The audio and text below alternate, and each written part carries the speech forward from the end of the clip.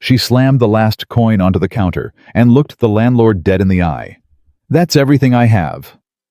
He didn't even blink, just slid the key off the hook and dropped it in his own pocket.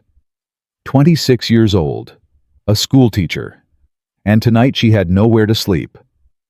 Clara Whitmore picked up her suitcase and walked out into the Wyoming snow alone, broke and refusing to cry. If this story of survival pride and unexpected love moves you, subscribe to this channel, follow along until the very end, and drop a comment below telling me what city you're watching from. I want to see how far this story travels. She slammed the last coin onto the counter and looked the landlord dead in the eye. "That's everything I have."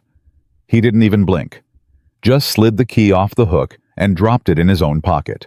26 years old, a schoolteacher, and tonight she had nowhere to sleep. Clara Whitmore picked up her suitcase and walked out into the Wyoming snow, alone, broke and refusing to cry.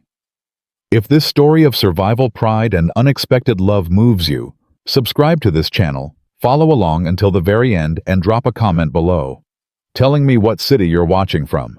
I want to see how far this story travels. The snow didn't fall softly that night. It came sideways. It came with teeth.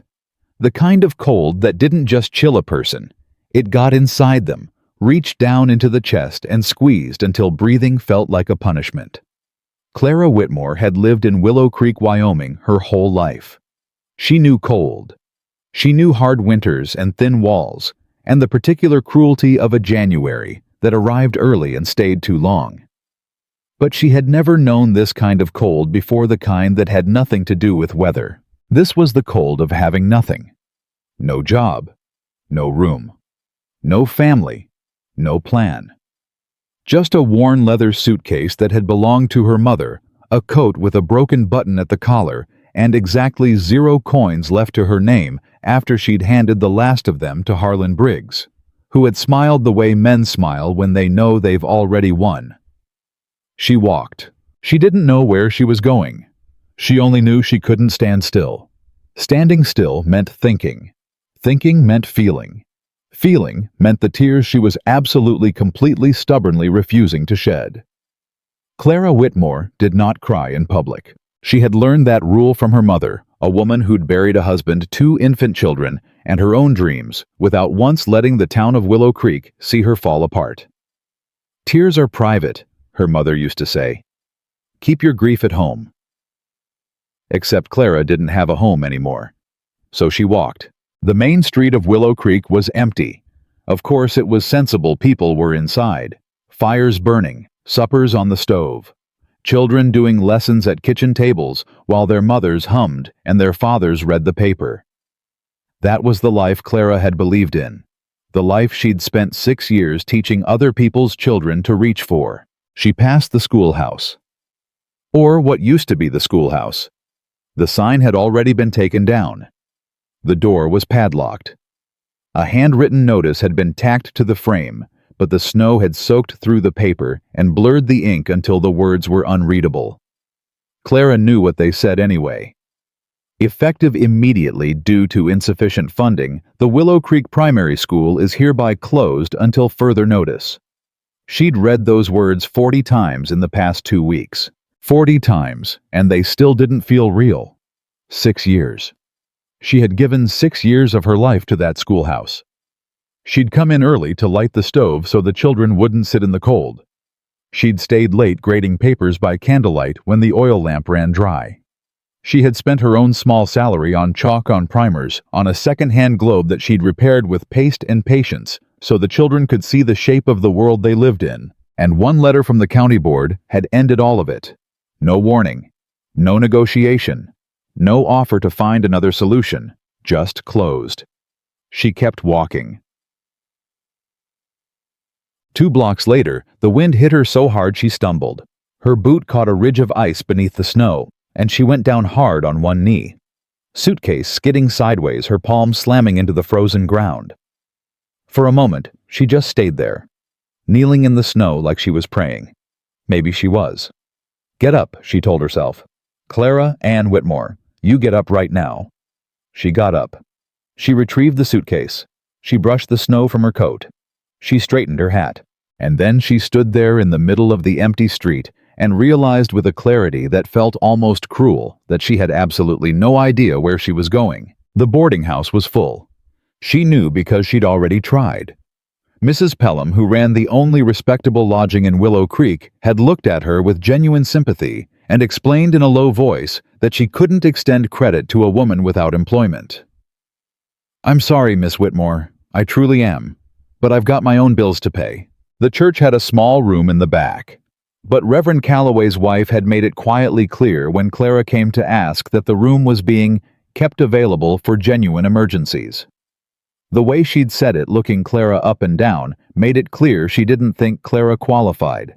Her friends, the women she'd thought were her friends, had been helpful with advice and short on action. Margaret Holt had suggested she write to her cousins in Colorado. Alice Pratt had recommended she try the fort 40 miles north, where they sometimes hired women for domestic work. Both suggestions had been offered over tea in warm houses with the clear understanding that Clara would be leaving shortly. And James. She wouldn't think about James. She absolutely would not stand in the middle of a snowstorm thinking about James Alderley, who had sat across from her in this very street 3 weeks ago, and explained carefully, kindly, with the measured tone of a man who believed he was being reasonable, that without her salary, their arrangement no longer made sense. "It isn't about love, Clara," he'd said. "It's about practicality." Practicality. She pushed the word down deep into the same locked place where she kept all the things she refused to feel tonight. There would be time for that later. There would be time to sit somewhere warm and let herself understand what had happened to her life. But not now. Not in the snow. Not in front of whatever empty windows might have a lamp burning behind them, someone watching, wondering what had become of the schoolteacher. She walked. She wasn't sure how long she walked. Time behaved strangely in the cold. It stretched and compressed in ways that had nothing to do with clocks. At some point she left the main street. At some point the buildings thinned and the road curved and the snow got deeper, because nobody had walked this way since it started falling. She only recognized where she was when she saw the gate. It was impossible to miss even in the dark. Wrought iron taller than any gate in the county with the letter B worked into the center arch in a design that was too careful to be accidental. Someone had paid for that gate.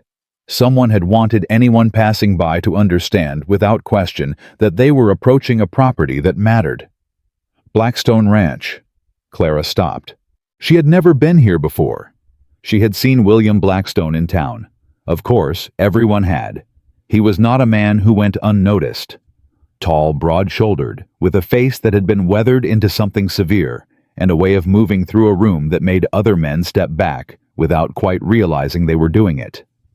He came to church some Sundays. He came to town when he needed to. He did not make small talk. He did not smile easily. He owned more land than any other man in Wyoming County, and he wore it the way other men wore a hat, just a natural part of who he was. His wife had died. Clara knew that much. Everyone knew that much. Eleanor Blackstone had been dead 3 years, and the story of it was still spoken about in careful voices, because Eleanor had been beloved in a way that few people managed to be, and William had gone from a man who was merely private to a man who was nearly invisible after losing her. He had 2 sons. Clara had never met them. They had a tutor of some kind, she'd heard, that because William had decided not to send them to the public school. She'd never taken offense at that. Parents made their choices. She stood at the gate of Blackstone Ranch and understood very slowly that her feet had brought her here because her feet knew something her mind was still resisting. She had nowhere else to go. The storm was getting worse. Her hands were no longer cold. They had moved past cold into something that didn't feel like much of anything, which she knew from her mother's stories was more dangerous than cold. Her coat wasn't enough. It had never been enough for real Wyoming winter. She'd simply always been close enough to a fire that it hadn't mattered. There was no fire out here. There was just snow and dark, and the massive lit house at the end of the long drive, its windows glowing amber in a way that was almost indecent, the warmth visible from outside the gate. Clara's hand found the iron latch. She stopped herself. "What are you doing?" She thought about what it would mean to walk up to that door. To knock. to stand on William Blackstone's porch and ask for help like a stray animal who'd wandered in from the cold. She thought about how that would look, how it would feel. She thought about Reverend Calloway's wife and her face when she'd said genuine emergencies, and she thought about Mrs. Pelham's apologetic eyes, and she thought about Margaret and Alice and their comfortable sympathy, and she thought about James. She thought about James saying practicality. Her jaw tightened. She was not going to beg. She had promised herself that much at least. Whatever happened tonight, whatever happened this winter, Clara Whitmore was not going to stand in front of another human being with her hand out and her pride in pieces, waiting for someone to decide whether she was worth saving. She turned away from the gate. She took exactly 2 steps, and then her legs simply stopped working. Not dramatically. Not the way it happened in stories where the heroine collapsed gracefully into the snow. Her knees just gave. Quietly. Without warning. She sat down hard in the snow like a child who'd been told to sit, and for a moment she just stayed there, suitcase in her lap, staring at the gate. The cold was very thorough now. It had stopped feeling like cold and started feeling like sleep. No, she thought. Absolutely not. She thought of her mother. Her mother who had buried a husband and 2 babies and kept going. Her mother who had taught her that survival was not weakness, that asking for help was not the same as giving up. There is a difference, her mother had said once, between begging and negotiating. Beggars ask for what they need. Negotiators offer something in return. Clara looked at the gate. What do you have to offer? She thought about it. She thought about the 6 years in that schoolhouse. She thought about what she knew, reading, writing, arithmetic, geography, history, music, the particular skill of getting a frightened child to believe they were capable of more than they thought. She thought about the way Ethan Blackstone had looked in church, the one time she'd seen him standing beside his father, with the stiff, shuttered expression of a child who has forgotten how to be a child. She thought about the rumor she'd heard once, that Noah Blackstone, the younger one, was falling behind, that the tutor wasn't working out, that William was worried. Her hands found the gate latch again. This time she opened it. The walk up the drive was the longest walk of her life. She could feel the warmth before she even reached the porch steps, just a whisper of it leaking under the door, and it was enough to make her realize how far gone she'd gotten. She climbed the steps. She stood in front of the door. She raised her hand. And then she stopped, because the door swung open before she could knock. A man stood in the doorway. He was holding a lamp. He was looking at her with an expression she couldn't immediately read, not quite surprise, not quite suspicion, but something between the two, the face of someone who had encountered an unexpected thing and was still deciding how to feel about it. William Blackstone was up close, more complicated than he looked from a distance. She'd expected cold.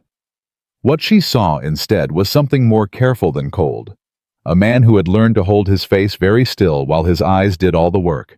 And his eyes were doing a great deal of work right now, moving over her quickly, taking in the snow on her coat, the suitcase in her hand, the fact that she was standing on his porch at she didn't know the hour anymore. Late. It was late in the middle of a blizzard. He said nothing.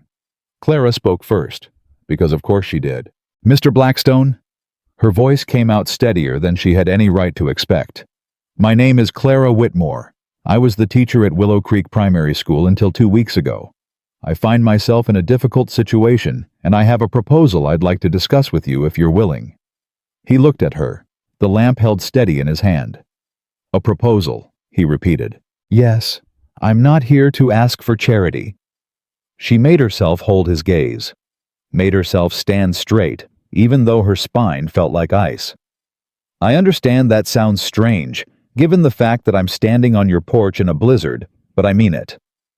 I have skills that I believe your household could use, and I would like to offer them in exchange for temporary shelter, until the spring if possible, or until I find suitable employment elsewhere. He looked at her for a long moment.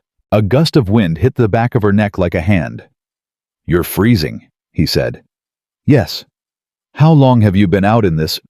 She considered lying. Long enough. His eyes went to her hands. She realized she'd been holding the suitcase so tightly that her knuckles must have been visible even through the cold. Something shifted in his face. Not warmth exactly, but something. He stepped back from the doorway. Come inside, he said. Clara Whitmore picked up her suitcase and walked through the door of Blackstone Ranch. The house hit her like a wave. Warmth. Light. The smell of wood smoke and something that might have been supper hours ago. She stood just inside the door and felt her body begin the painful process of remembering what temperature was supposed to feel like. And for a moment, she couldn't do anything but stand there and breathe. William set the lamp on a table and turned to look at her. "Sit down before you fall down," he said. "I'll get coffee." "I don't need—" "Miss Whitmore?" The way he said her name was not unkind, but it had the quality of a door being gently closed. "I'm not offering charity. I'm offering coffee. They are not the same thing. Sit." She sat. The chair was near the fire. Of course, it was everything in this room seemed arranged around the fire, which was enormous and generous and so bright that she had to look away from it for a moment. She heard him moving in another room, the clink of a cup, a drawer opening and closing, the sounds of a house with someone in it, which was such an ordinary sound, and yet at this moment so extraordinary that she had to swallow hard around something that threatened to become a feeling she wasn't ready to have. She looked around the room without meaning to. It was a good room. Big, but not cold. The kind of space that had been lived in had books left open on side tables, had evidence of children in the form of a wooden horse on the floor near the window, and a smudge of chalk on the edge of the hearth that hadn't quite been cleaned off.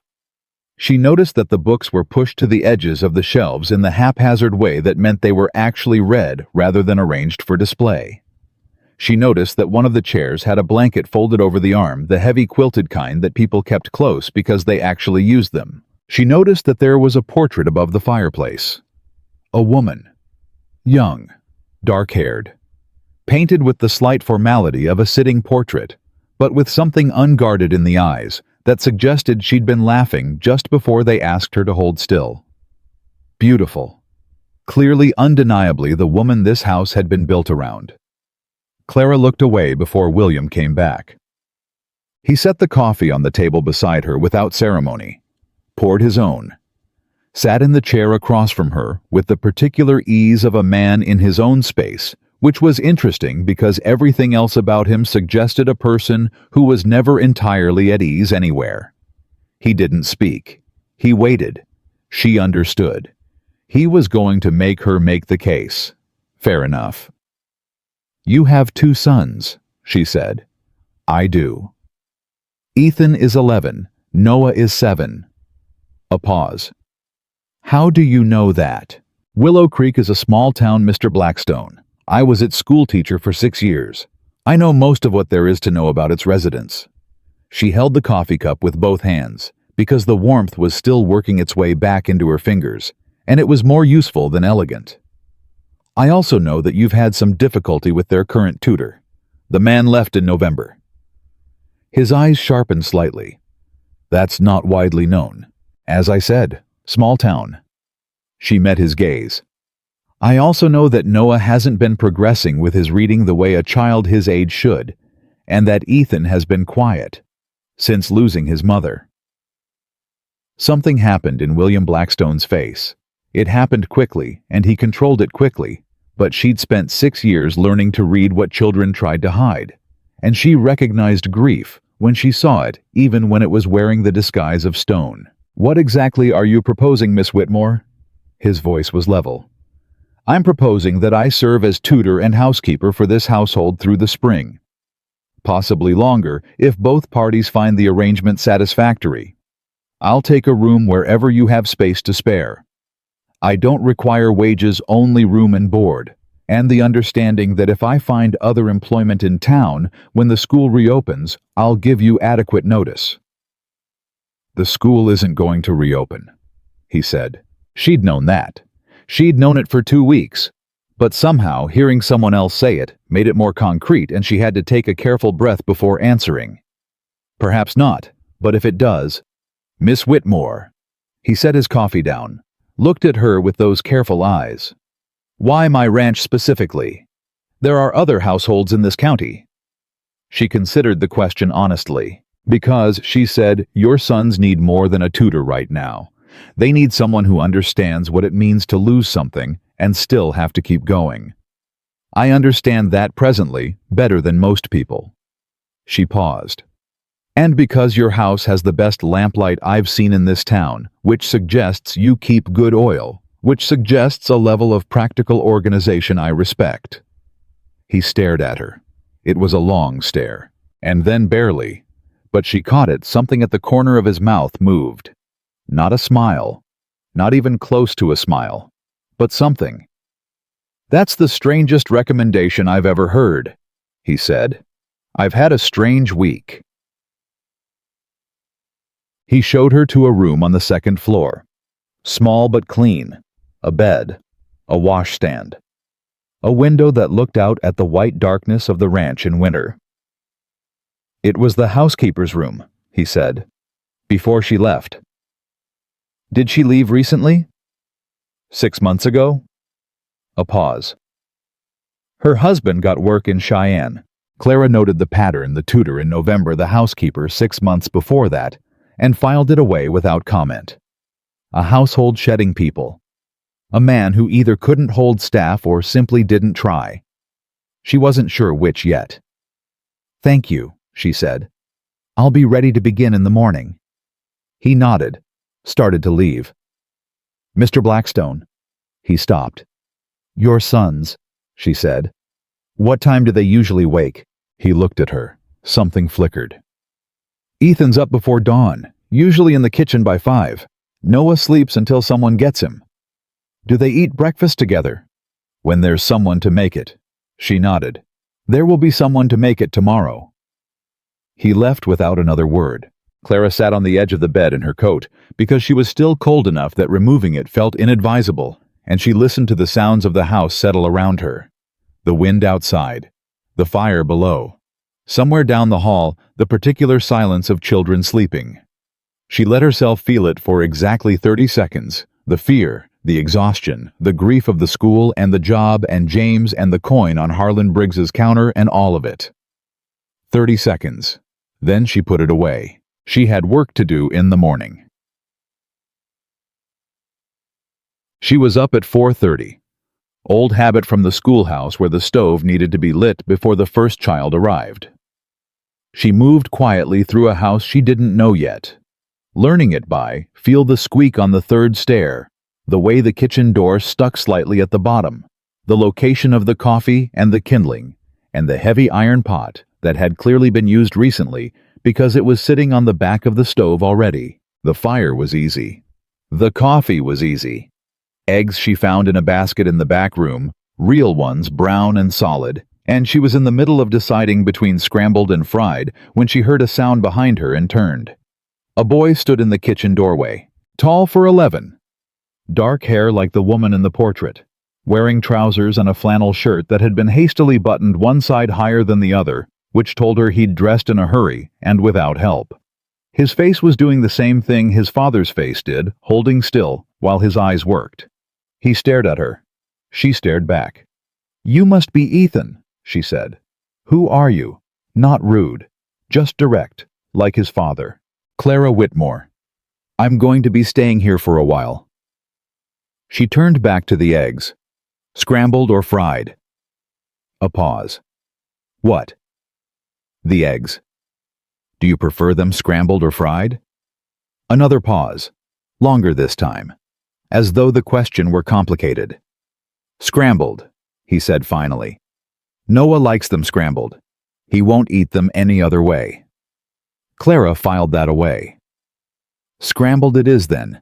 Is there bread?" He moved past her to a box on the counter, found a loaf, set it on the board without being asked, and found the knife himself, and began to slice it in the efficient, practiced way of a child who had been doing things for himself for longer than a child should have to. "Where's Mrs. Hanson?" he asked. "I don't know who that is." "She was our housekeeper. She left, apparently, 6 months ago." "Then who cooked dinner last night?" "Your father, I'd imagine." The briefest pause in the slicing. "He's not good at it," Ethan said. "The dinner." "Most people aren't," Clara said. "It's a skill like any other. You have to practice." Ethan set down the knife and looked at her with those dark, careful eyes. "Why are you here?" he asked. Not hostile, just precise. The kind of question a child asks when they've learned that adults don't always tell the truth about things, and they want to see if you'll try. Clara turned from the stove and looked at him directly. "I needed somewhere to stay," she said. "Your father offered me a room in exchange for helping with the house and with your lessons. It's a practical arrangement for both of us." He thought about this. "Are you a good teacher?"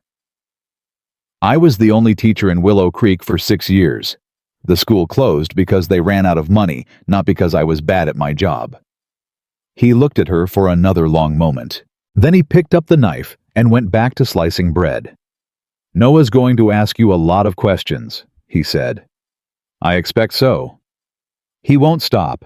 He asks questions constantly. It's annoying." "I like questions," Clara said. "I find the people who ask the most questions are usually the ones thinking hardest." Ethan glanced at her from the side. Something shifted in his face, small, barely there. But she'd spent 6 years watching children decide whether or not to trust her.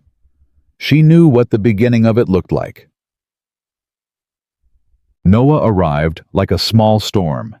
He was 7 years old, and he had apparently decided before entering the kitchen that whoever was in there was going to be interested in everything he had to say, and he was right, because Clara was. He was shorter than Ethan, rounder-faced, with a gap in his front teeth that suggested he'd lost a tooth recently, and was still adjusting to the geography of his own mouth.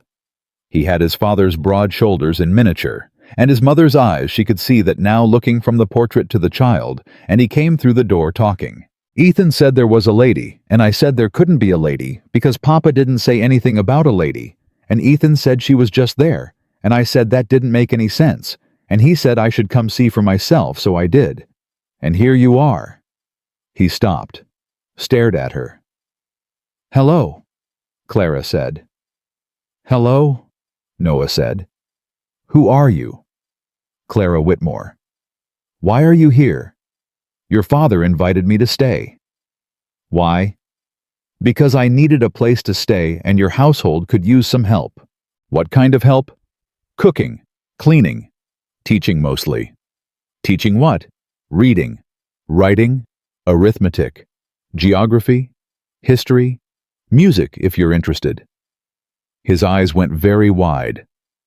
"Do you know any songs?" "Several." "Can you play the piano?" Clara glanced at the front room where she'd noticed a piano against the wall. It had dust on the lid. "Yes," she said. "Can you?" "No, Mama could." He said it simply without the weight that adults put on such things, the way children state facts before they've learned how much facts can hurt. She played on Sundays, but nobody plays it anymore. The kitchen was quiet for a moment, except for the eggs in the pan. "Would you like to learn?" Clara asked. Noah looked at her with an expression she recognized from 6 years of teaching, the exact face of a child who wants something very much and is trying to figure out if it's safe to want it. "Yes," he said. "Then we'll start this week." He sat down at the table, picked up a piece of bread, looked at her. "I like you," he announced. "Thank you, I like you too." "You don't know me yet." "No. But you answered a direct question directly, and you didn't pretend not to want something when you did. Those are qualities I find very likable." He considered this, ate his bread. Ethan, without looking up from his own plate, said, "I told you she'd like the questions." William came into this kitchen at 6. He stopped when he saw the table set properly. Eggs in a bowl, bread sliced, coffee poured. He stopped again when he saw his sons eating at the table together, rather than standing separately over the counter, the way she guessed they'd probably been doing for the past 6 months. He looked at Clara. She looked back at him. "Good morning," she said. "Scrambled eggs. The bread is yesterday's, so the toast might be uneven." He sat down. He ate. He didn't say anything about the table or the eggs or the fact that his sons were eating sitting down with someone to eat with. But she saw his jaw ease slightly, just slightly. After a moment, Noah said, "Papa, she knows songs." Does she? And she can play the piano. Something moved through William Blackstone's face very fast and was gone. Your mother's piano, he said. His voice was perfectly level. Yes, Noah said with the blissful unawareness of a 7-year-old. She said she'll teach me. Can she teach me, Papa? William's eyes moved to Clara. She held her ground. Let him look. Let him make whatever calculation he was making. If she's willing, he said at last. She said she was, Noah said. She said this week. William's gaze moved back to his plate. He ate in silence for a moment. Then he said quietly to no one in particular, It's been a while since that piano was played. It was not an objection. It was not exactly a permission either. It was something in between the careful words of a man who was feeling his way along the edge of something he didn't entirely trust yet, but wasn't ready to turn away from. Clara understood that. She'd spent a week being afraid. She recognized the shape of it. The first real test came at 9 that morning. She'd set up at the dining room table books she'd found in the study, a slate and chalk from her suitcase. She'd brought them out of pure habit. The way a soldier packs ammunition, a map she'd rolled out from the back of one of the shelves. Ethan sat down across from her with the careful, watchful expression of a boy who had decided to wait before deciding anything. Noah sat down and immediately picked up the chalk and drew a face on the slate. Noah, Ethan said. It's a man, Noah said. He's friendly. Give Miss Whitmore the chalk. He's very friendly, Noah said. Added hair to the face. Clara looked at the drawing. What's his name? Noah looked up, surprised. He doesn't have one yet?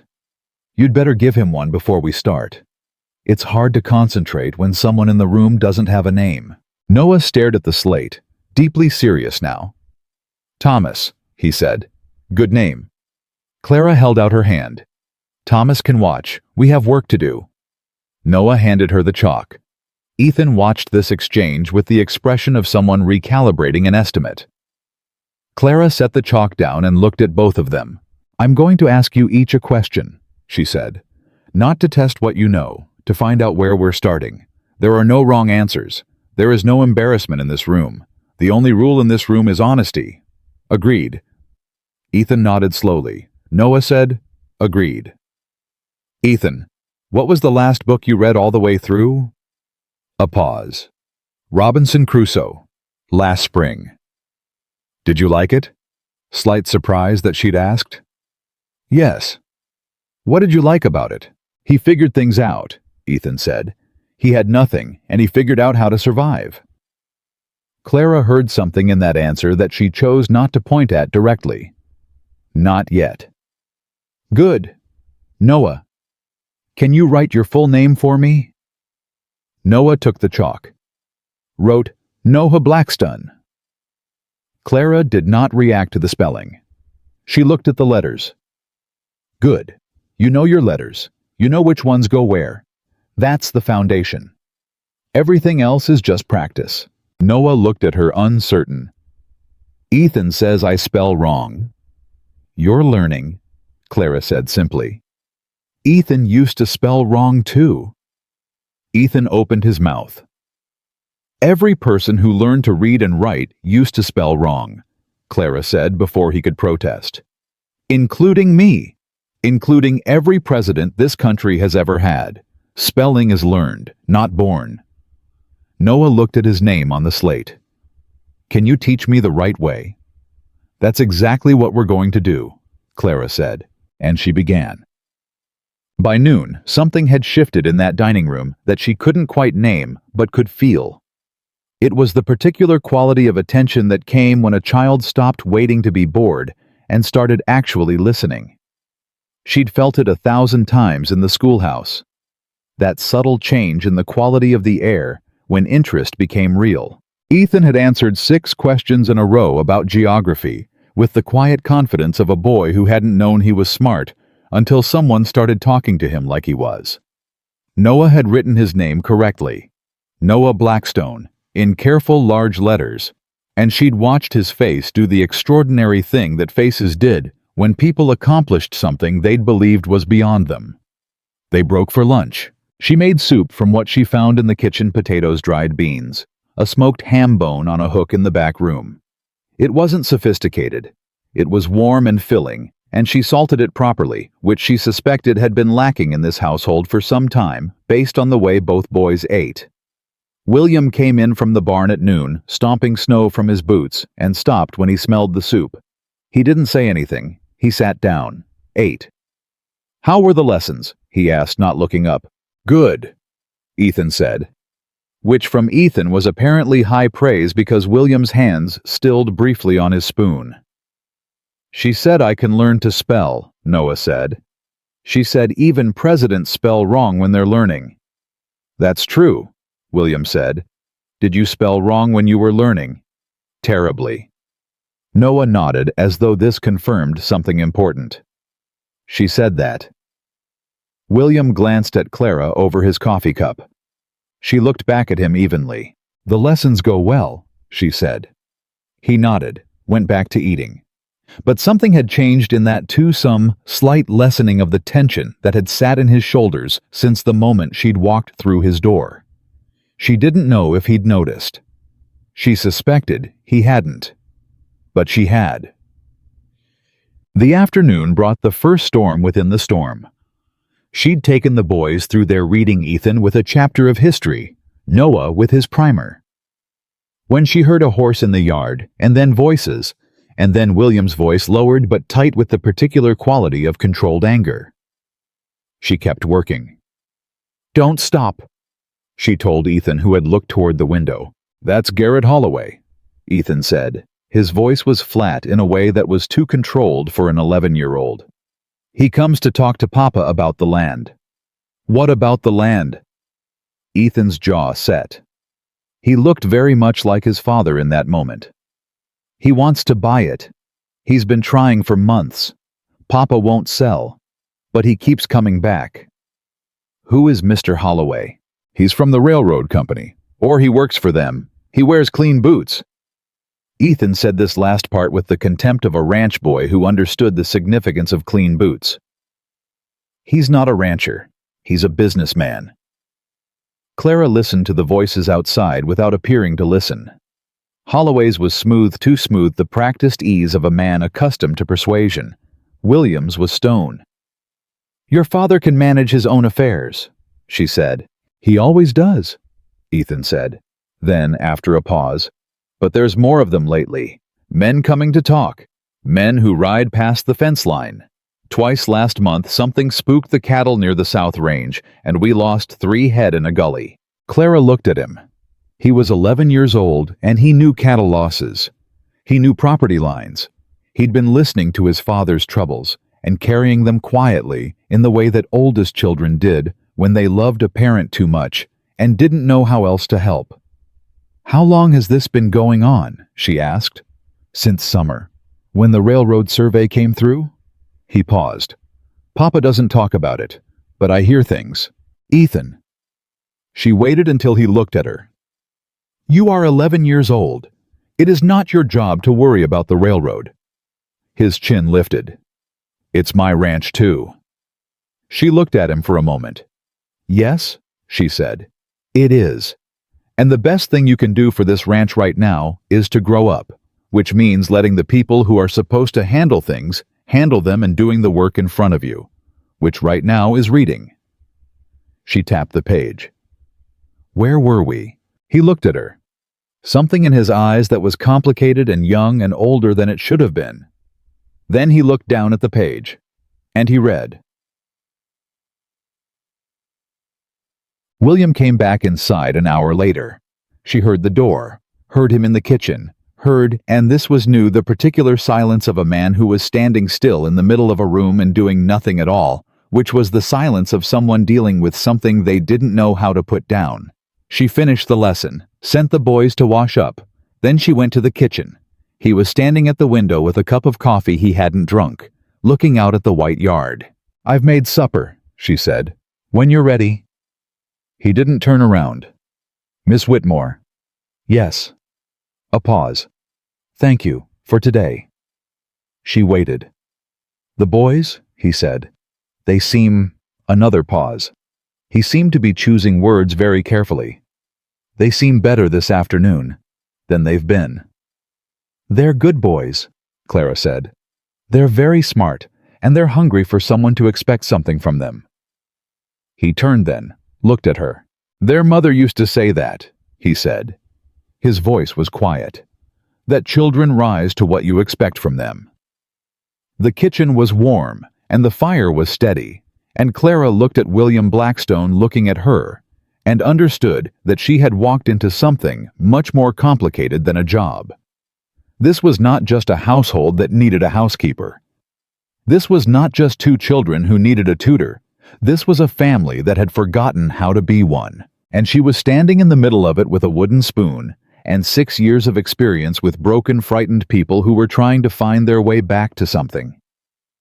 Your wife was right, she said quietly. He looked away, back out the window. Supper's ready when you are, she said again, and left him to it. That night, after the boys were in bed and the house was quiet, Clara sat at the kitchen table with a candle and a piece of paper and wrote down the things she'd observed. Noah, bright, verbal, eager to please, uses humor to avoid difficulty. Reading delayed, likely 2 years behind. Not inability. Lack of consistent instruction. Can catch up quickly with the right approach. Ethan reserved, precise, protective of his brother and his father. Reads well above his level. Carrying too much. Needs permission to be 11 instead of a small adult. Trust will take time. William. She stopped. Thought. William grieving. Functional. Manages better than most would. Defensive about what he loves. Watched the children at supper tonight with an expression he doesn't know he has. She blew out the candle and went to bed. The wind was still going outside, but inside the house there was warmth. And for the first time in 2 weeks, Clara Whitmore fell asleep without feeling like she was falling. 3 days passed before Clara understood the real shape of the life she had walked into. Not the surface shape, the lessons, the meals, the careful choreography of a household finding its rhythm again. That part she understood from the first morning. She understood it the way a teacher understands a classroom, quickly, practically, with her eyes open and her assumptions set aside. The deeper shape took longer. It came to her in pieces. In the way Ethan checked the window every time a horse came into the yard. In the way Noah went quiet when he heard raised voices from any direction. Even distant ones, even the ranch hands laughing too loud outside. In the way William moved through his own house like a man who had learned to take up as little space as possible, as though shrinking himself might make the grief smaller too. This family was not simply missing a mother. It was missing the person who had known how to hold it together. And the absence of that person had left 3 people, a man and 2 boys, each carrying their grief separately in separate rooms in the particular loneliness of people who love each other too much to burden each other. Clara saw all of this. She filed it away. She said nothing about it because she had not been asked about it and because some things needed time before they could be touched. But she kept seeing it. On the 4th day, everything changed. It started with a letter. She was in the study. She'd given herself permission to use it in the mornings before the boys woke for planning lessons when she heard William come in from the barn early. Earlier than usual. She heard the sound of paper, then silence. Then the particular silence that wasn't empty at all, but full of something being controlled very hard. She stayed where she was. She heard him sit down. Then she heard him say very quietly to no one, "Damn." Not loudly, not dramatically. Just a single word pressed out between his teeth like something he'd been holding back for a while and couldn't anymore. Clara set down her pencil, thought for a moment. Then picked up the coffee pot she'd brought from the kitchen, walked to the door of the study, and knocked on the frame. He looked up. His face was composed. The letter was already folded and in his hand held loosely in the way of someone who's read something twice and is deciding what to do with it. "I thought you might want this," she said, holding up the pot. He looked at it. Looked at her. You heard, he said. I heard one word. That was enough. It told me nothing except that something had happened. She stepped in, poured coffee into the cup already on his desk, and set the pot down. She did not sit, did not ask, gave him room. He looked at the letter. The railroad, he said. They've filed a formal petition with the county to force the sale of the eastern quarter of this property, eminent domain. He said the last two words with the flat precision of someone who'd had to learn what they meant the hard way. They're claiming the land is needed for public infrastructure, the new rail line. Clara understood what that meant, in legal terms, in practical terms, in the terms of what it meant for this ranch. Can they do that? Apparently they're going to try. He set the letter down, looked at her directly. This is not your concern, Miss Whitmore. No, she agreed. It isn't. A pause. But he stopped himself. She waited. Their lawyer is coming next week, he said, to discuss terms, what they're calling terms. Something hard moved through his jaw. In my experience, when powerful men come to discuss terms, they've already decided what the terms are going to be. The discussion is just the part where they wait for you to realize it. Then perhaps you should have a lawyer present too. Carter Sims is in Cheyenne. Takes 2 days to reach him. He picked up his coffee. And he costs money that is better spent on other things right now. Clara said nothing for a moment. She was thinking. What do you know about the petition? She asked. He looked at her. What do you mean? Eminent domain has legal requirements. The land must be shown to be necessary, not merely convenient. There are procedural steps they have to follow. Do you know if they've followed them? William Blackstone stared at her. You're a school teacher, he said. I was a school teacher. Before that, I was the daughter of a man who lost his farm to a railroad company in Kansas. She said it without inflection. I was 12. I watched my father try to fight it without understanding it. He lost. She met his eyes. I spent a great deal of time afterward understanding what he hadn't. The room was very quiet. What are you saying? William said slowly. I'm saying that when the lawyer comes next week, you might benefit from knowing more than they expect you to know. She picked up the coffee pot. And I might be able to help you prepare, if you want. He looked at her for a long time. Why? He said. She thought about her father, about the farm, about a 12-year-old girl watching a man she loved realize too late that he'd been outmaneuvered. Because I've seen what happens when a family loses its land, she said, and I don't want to see it again. She left him with the coffee and the letter and the silence, and went back to the study to plan the morning lessons. But her hands weren't entirely steady. She didn't hear what he decided, not that morning. What she heard instead was Noah. He came to breakfast late, which was unusual, and when he sat down, he was quiet, which was so unusual it was alarming. Clara set his eggs in front of him without comment. Ethan glanced at his brother, read the same thing she had, and looked away without saying anything, which told her this was not the first time, and that Ethan had learned silence was sometimes the only useful response. Clara sat down across from Noah. Thomas seems sad today, she said. Noah looked up. On the slate, which he'd started bringing to breakfast because Clara allowed it, Thomas, the chalk figure, sat in the corner where Noah had drawn him 3 days ago. He's not sad, Noah said. He's thinking. What's he thinking about? Noah stared at the eggs he hadn't touched. He's thinking about his mother. The kitchen was very still.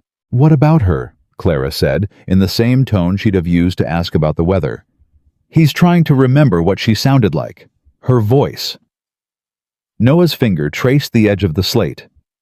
He can still see her face when he closes his eyes, but sometimes the voice gets blurry, like when you try to remember a dream after breakfast and it keeps going fuzzy at the edges.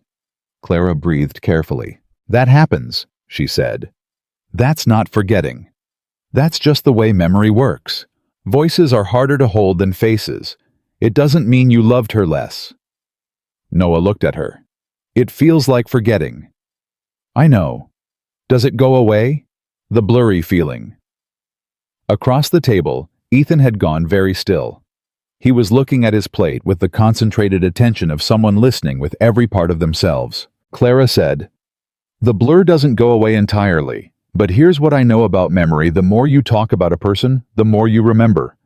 Stories keep voices alive, details keep faces clear." She paused. "What's something your mother used to say? A specific thing. Something she said often." Noah was quiet for a long moment. Then, "She said you're braver than you think you are.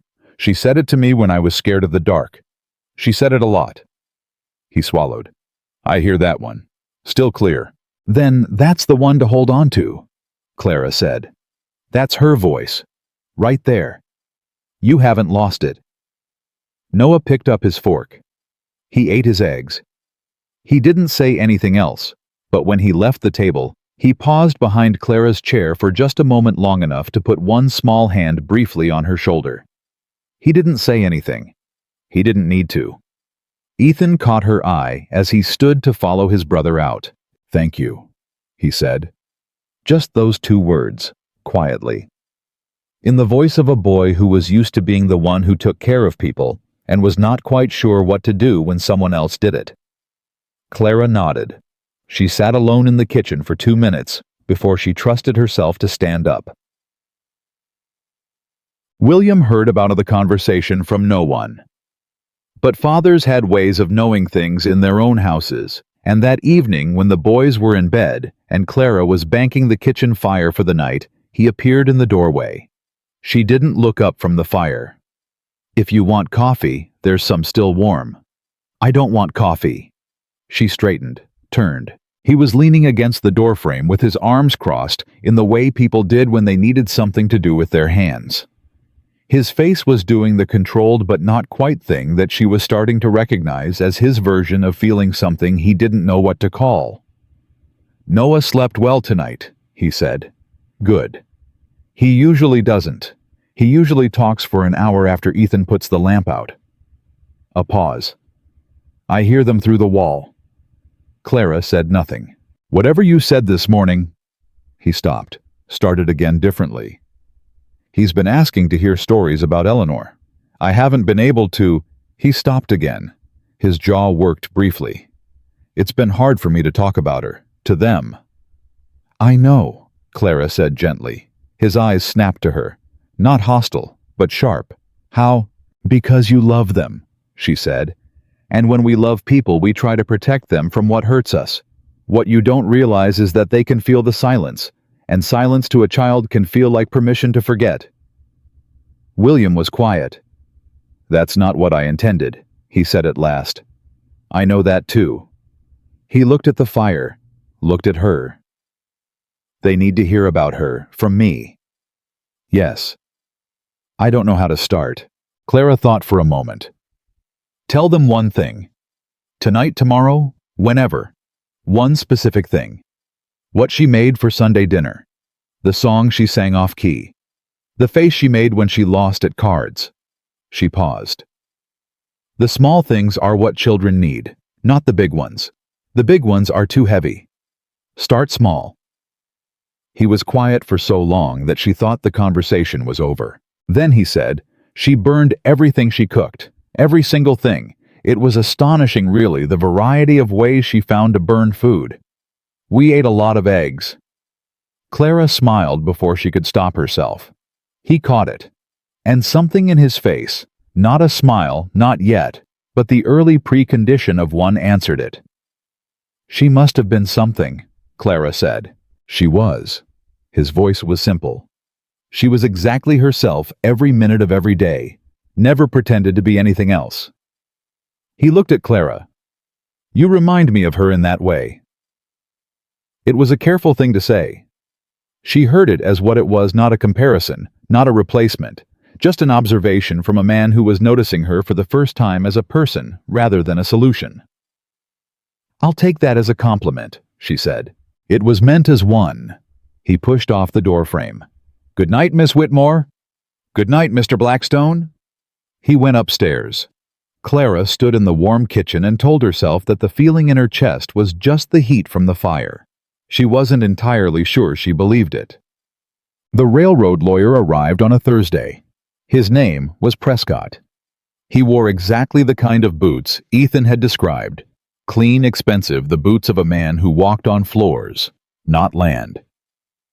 He came with two other men whose function appeared to be standing slightly behind him and nodding at appropriate moments. Clara knew about the meeting because William had told her the evening before, in one of the brief practical conversations that had become their version of trust. "You don't need to be present," he'd said. "I'm not planning to be present," she'd said. "But I've written down several things you should ask about. The procedural requirements, the survey limitations, the distinction between necessity and convenience in eminent domain law." She'd handed him 2 pages covered in her schoolteacher's precise handwriting.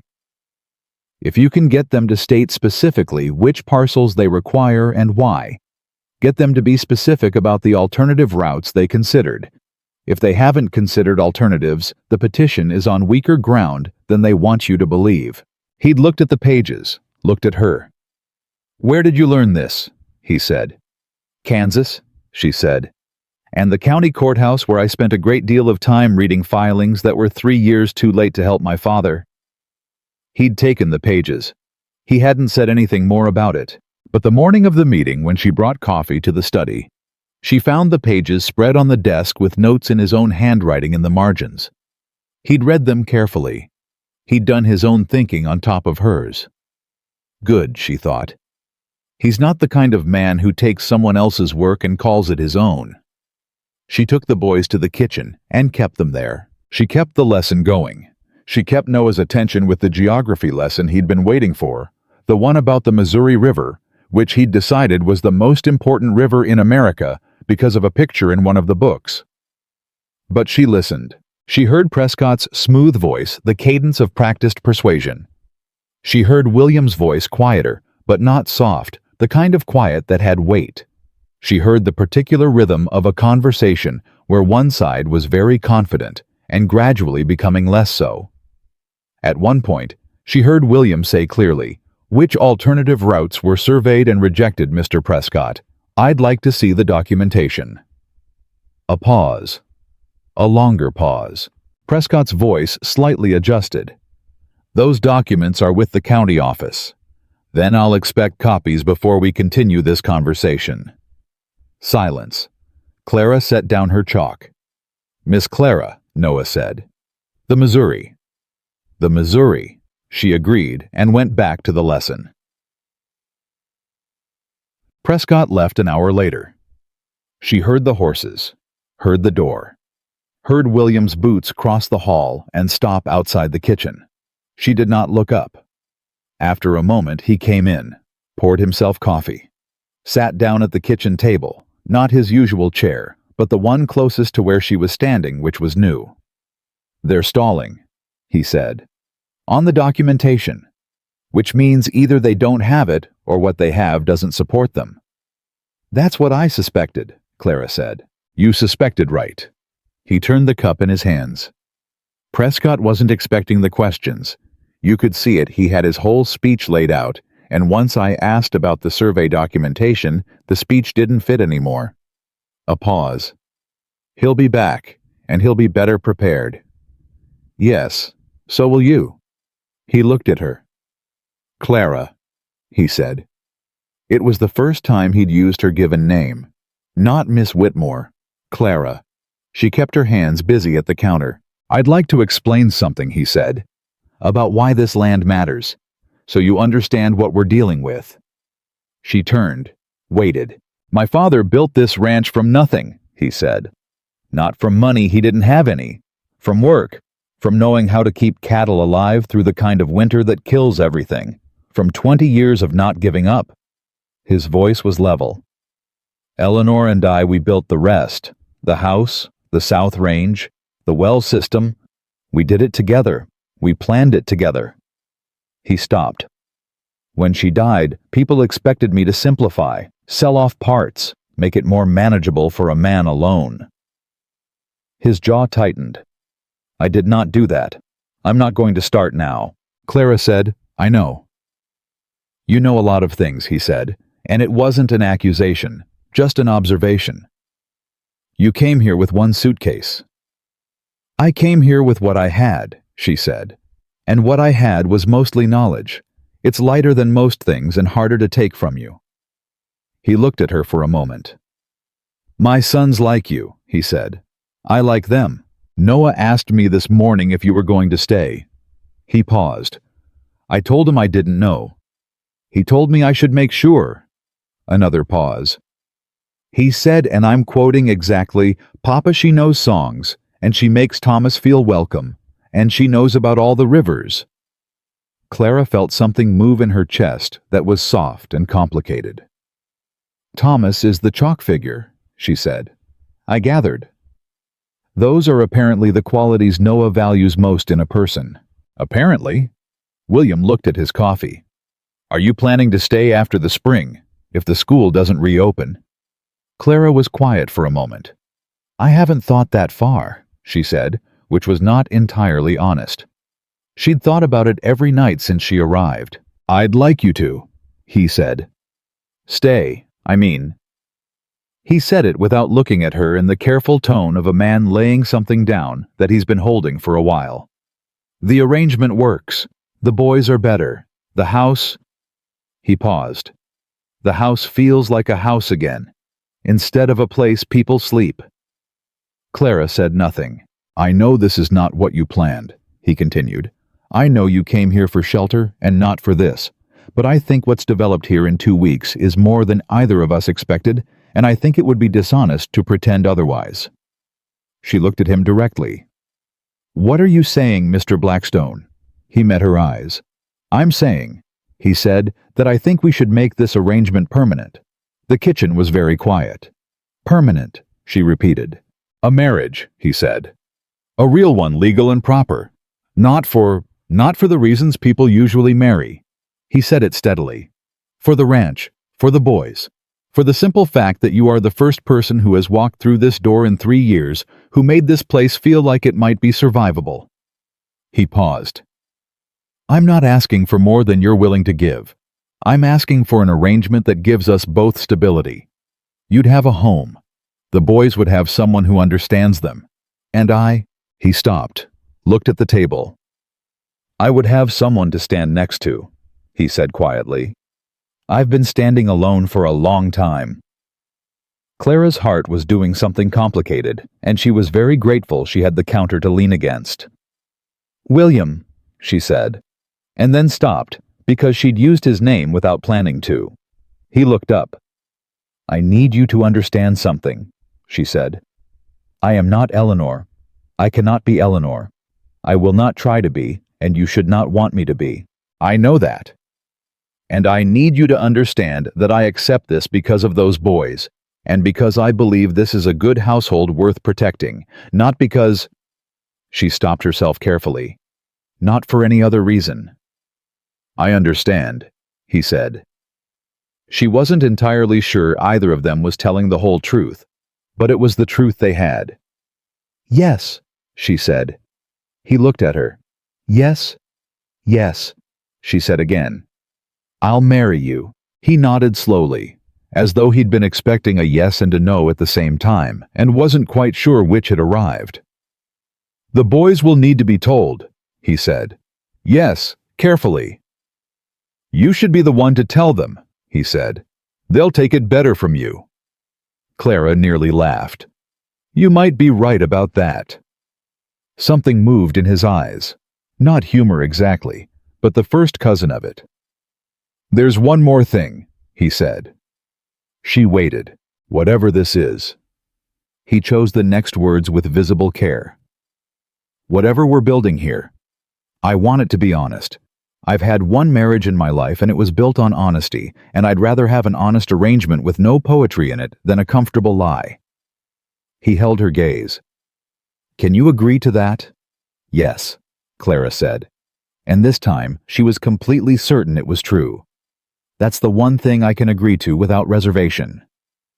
He stood, picked up his cup. I'll speak to the Reverend this week, he said. All right. He went to the door, stopped, turned back. Clara, he said. For what it's worth, I think you are the most capable person who has walked into this house in my lifetime." He paused. "Eleanor would have liked you." He left before she could answer, which was probably wise because she didn't have an answer ready for that one. She told the boys the next morning. She'd planned it carefully, the right words, the right setting, the right tone. She would be calm. She would be clear. She would give them space to react however they needed to react. It went nothing like she planned. Noah. When she explained that she and his father were going to get married, and she was going to stay at the ranch permanently, was quiet for 4 entire seconds, a record for Noah, and then said, "Does that mean you'll be here on my birthday?" "Yes," she said. "And at Christmas?" "Yes." "And you'll keep teaching us? And you'll play the piano, and Thomas can stay on the shelf?" "Yes, yes, and yes." Noah nodded. "Okay," he said with the complete satisfaction of someone whose most important questions had been answered. Then he picked up his chalk and went back to work. Ethan was different. Ethan sat very still for a long moment. When he looked at her, his face had the complicated expression she'd come to recognize as him thinking hard about something he wasn't sure he was allowed to feel. "Do you love him?" Ethan said. The question hit her like a flat hand. She could have deflected it. She could have given him the gentle adult answer that protected everyone from having to examine things too closely. She could have smiled and said something careful. Instead, because she'd promised this family honesty, she said, "I care about your father. I respect him. I want good things for him and for you. And sometimes that becomes love, over time, when people choose each other and keep choosing." She paused. "That's as honest as I can be right now." Ethan looked at her. Then he said, "Mama and Papa were friends first. She told me once. She said she didn't love him the way she eventually did until the second winter. She said the first winter she thought he was difficult, and the second winter she realized she couldn't imagine him not being there." Clara was very still. "She sounds wise," Clara said carefully. She was. Ethan looked down at his books. "Back up. I'm not saying—" He struggled for a moment with something.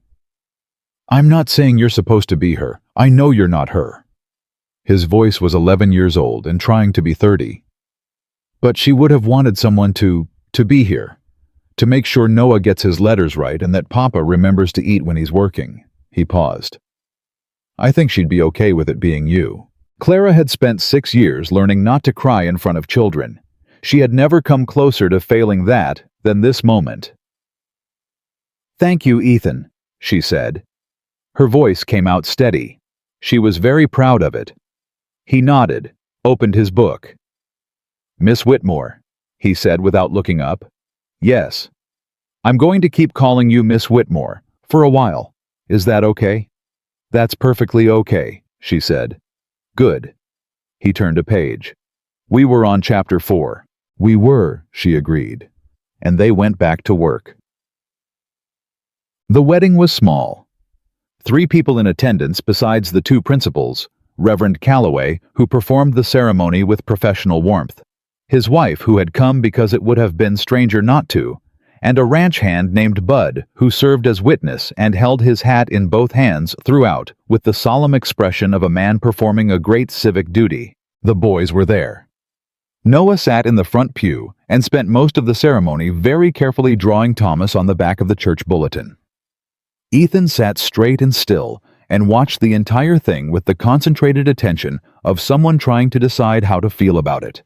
Clara wore her best dress, blue wool, slightly worn at the cuffs, which she'd repaired the night before with thread she borrowed from the household sewing basket. She had no flowers. There was no music because she was the only one in Willow Creek who could play the piano well enough for a wedding, and she could hardly play at her own. She thought once briefly about James Alderley and his word practicality, and she felt something that was not grief and not anger, but a kind of quiet, clear-eyed understanding of the distance between the life she'd planned and the life she was actually living. This was not the life she'd planned. It was standing right in front of her anyway. William said his vows in a steady voice that suggested he'd thought about each word in advance. Clara said hers in the same way. They looked at each other throughout, not the way people in love look at each other searching and soft, but the way two people in an agreement look at each other. Clear, direct, honest. When the Reverend pronounced them married, Noah looked up from his bulletin. "Are you married now?" he whispered. "Yes," Clara said. "Good," he said, and went back to drawing. Something moved on William's face when he heard that. Something private that came and went quickly, but that Clara caught because she'd been watching for it. He offered her his arm as they walked out. She took it. And that was that. That evening back at the ranch, the boys had somehow produced a celebration in the form of a lopsided cake that Ethan had made from a recipe he'd found in Eleanor's handwriting, tucked into the back of the kitchen cookbook. It listed butter first, and had a small drawing of a spoon in the margin.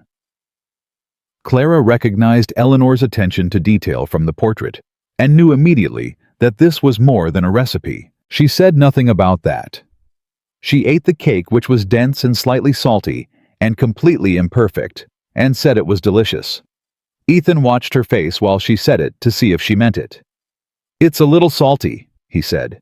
"It's wonderful," she said. "The best cake I've had in years, because someone made it." Noah ate 3 pieces. Later, when the boys were in bed and the house was quiet, William and Clara sat at the kitchen table with coffee and the silence of 2 people who are now married and are in the process of understanding what that means. William looked at his cup. "It'll take time," he said. "Most things worth having do," she said. He looked at her. "I don't know how to do this," he said honestly. "Whatever this is." "Neither do I," she said. "But we're both practical people. We'll figure it out." He almost smiled. Not quite, but almost. And for the first 2 weeks of a marriage that wasn't supposed to involve feelings, Clara Whitmore Blackstone decided that almost was enough to build on. She was wrong, of course, about it, not involving feelings. But she wasn't ready to know that yet. The town found out about the marriage on a Sunday. Clara had known it would happen. Eventually. Willow Creek was not large enough to keep secrets, and a marriage certificate filed at the county office had the lifespan of a private matter for approximately 48 hours before it became everyone's business. What she hadn't anticipated was the particular shape the reaction would take. She found out in church. She'd gone with William and the boys for the first time as a family, which was already a statement whether they intended it to be one or not. She wore the blue wool dress again. William sat beside her with the squared, contained posture of a man who understood he was being watched and had decided not to care.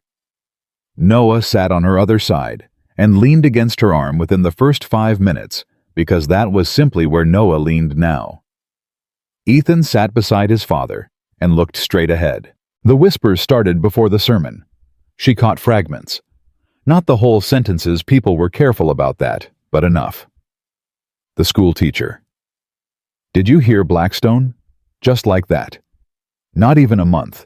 And then the one that landed hardest from 2 rows behind her in a voice that was slightly less careful than the others. Well, she knew what she was doing, didn't she? Walking up to that gate in a snowstorm. Lucky timing. Clara kept her eyes forward. Beside her, she felt William's posture change. Just slightly. The kind of change that came from hearing something and deciding not to react, which was itself a reaction. After the service, Margaret Holt came to her. Margaret, who had offered tea and suggestions, and a warm house that Clara was expected to leave. Margaret had the expression of a woman performing warmth and not quite achieving it. "Clara," she said, taking her hands with excessive feeling. "What wonderful news! We had no idea things had progressed so quickly." "Life moves at its own pace," Clara said pleasantly. Of course it does." Margaret's eyes moved over her in assessment. "You must be so relieved, given your situation." There it was. Clara smiled. "I'm happy," she said. "That's what I am." Margaret blinked at the simplicity of it. She'd expected something she could pick at, something uncertain or defensive that she could dissect later with the other women over tea. The clean word happy, offered without apology, gave her nothing. She moved on. William appeared at Clara's shoulder. He'd been speaking to the Reverend. His face told her he'd heard the exchange. "You handled that well," he said quietly as they walked toward the wagon. "I've been handling things like that my whole life," she said. "Women who mean to be unkind, but call it concern." He looked at her. "Does it bother you?" She considered being honest. "Yes," she said, "but not for the reasons they'd hope." He nodded slowly. He understood what she meant without needing it explained, that it wasn't the insult that stung, but the implication that her choices needed to be explained to the satisfaction of people who had never been cold or hungry or frightened in their clean, warm lives. "Let them talk," he said. "I intend to," she said. Noah, who had been listening from 3 feet away with no pretense of subtlety, said, "Mrs. Holt has a sour face." "Noah," Ethan said. "She does," Noah said reasonably. "Even when she smiles, it looks like she smells something." Clara pressed her lips together very firmly. William looked at the middle distance. "That will do," he said in the voice he used when he was suppressing something he found genuinely amusing. They drove home, and Clara understood that this was the real beginning. Not the wedding, not the ceremony, not even the morning she'd walked through the gate in a blizzard. The real beginning was this sitting in a wagon, with a husband and 2 children driving home after church, with the whole town talking about her and not being destroyed by it. She was still here. She was still herself. That was enough. The talk in town did not stop. It evolved. Within a week, the whispers had organized themselves into something more structured. The general opinion, as delivered to Clara in various forms by various people, was that she had married above herself, that she was unsuited to the role of a rancher's wife, and that William had acted rashly out of loneliness and would come to regret it. The most pointed version came from a woman named Dorothea Hale, who had been Eleanor Blackstone's closest friend and who made no secret of her feelings about the situation. Clara encountered her at the general store on a Wednesday morning. Dorothea was a handsome woman in her 40s, well-dressed, with the bearing of someone who had always believed her opinion to be an act of public service. "Mrs. Blackstone," she said, and the way she said it made the name sound like a question. "Mrs. Hale," Clara said. "I hope you understand," Dorothea said, setting a bolt of fabric on the counter without looking away from Clara, "that this town loved Eleanor Blackstone very much." "I'm sure they did," Clara said. "She was irreplaceable." "I agree with you completely," Clara said. "I'm not trying to replace her." Dorothea paused. She'd expected more resistance. The agreement threw her slightly.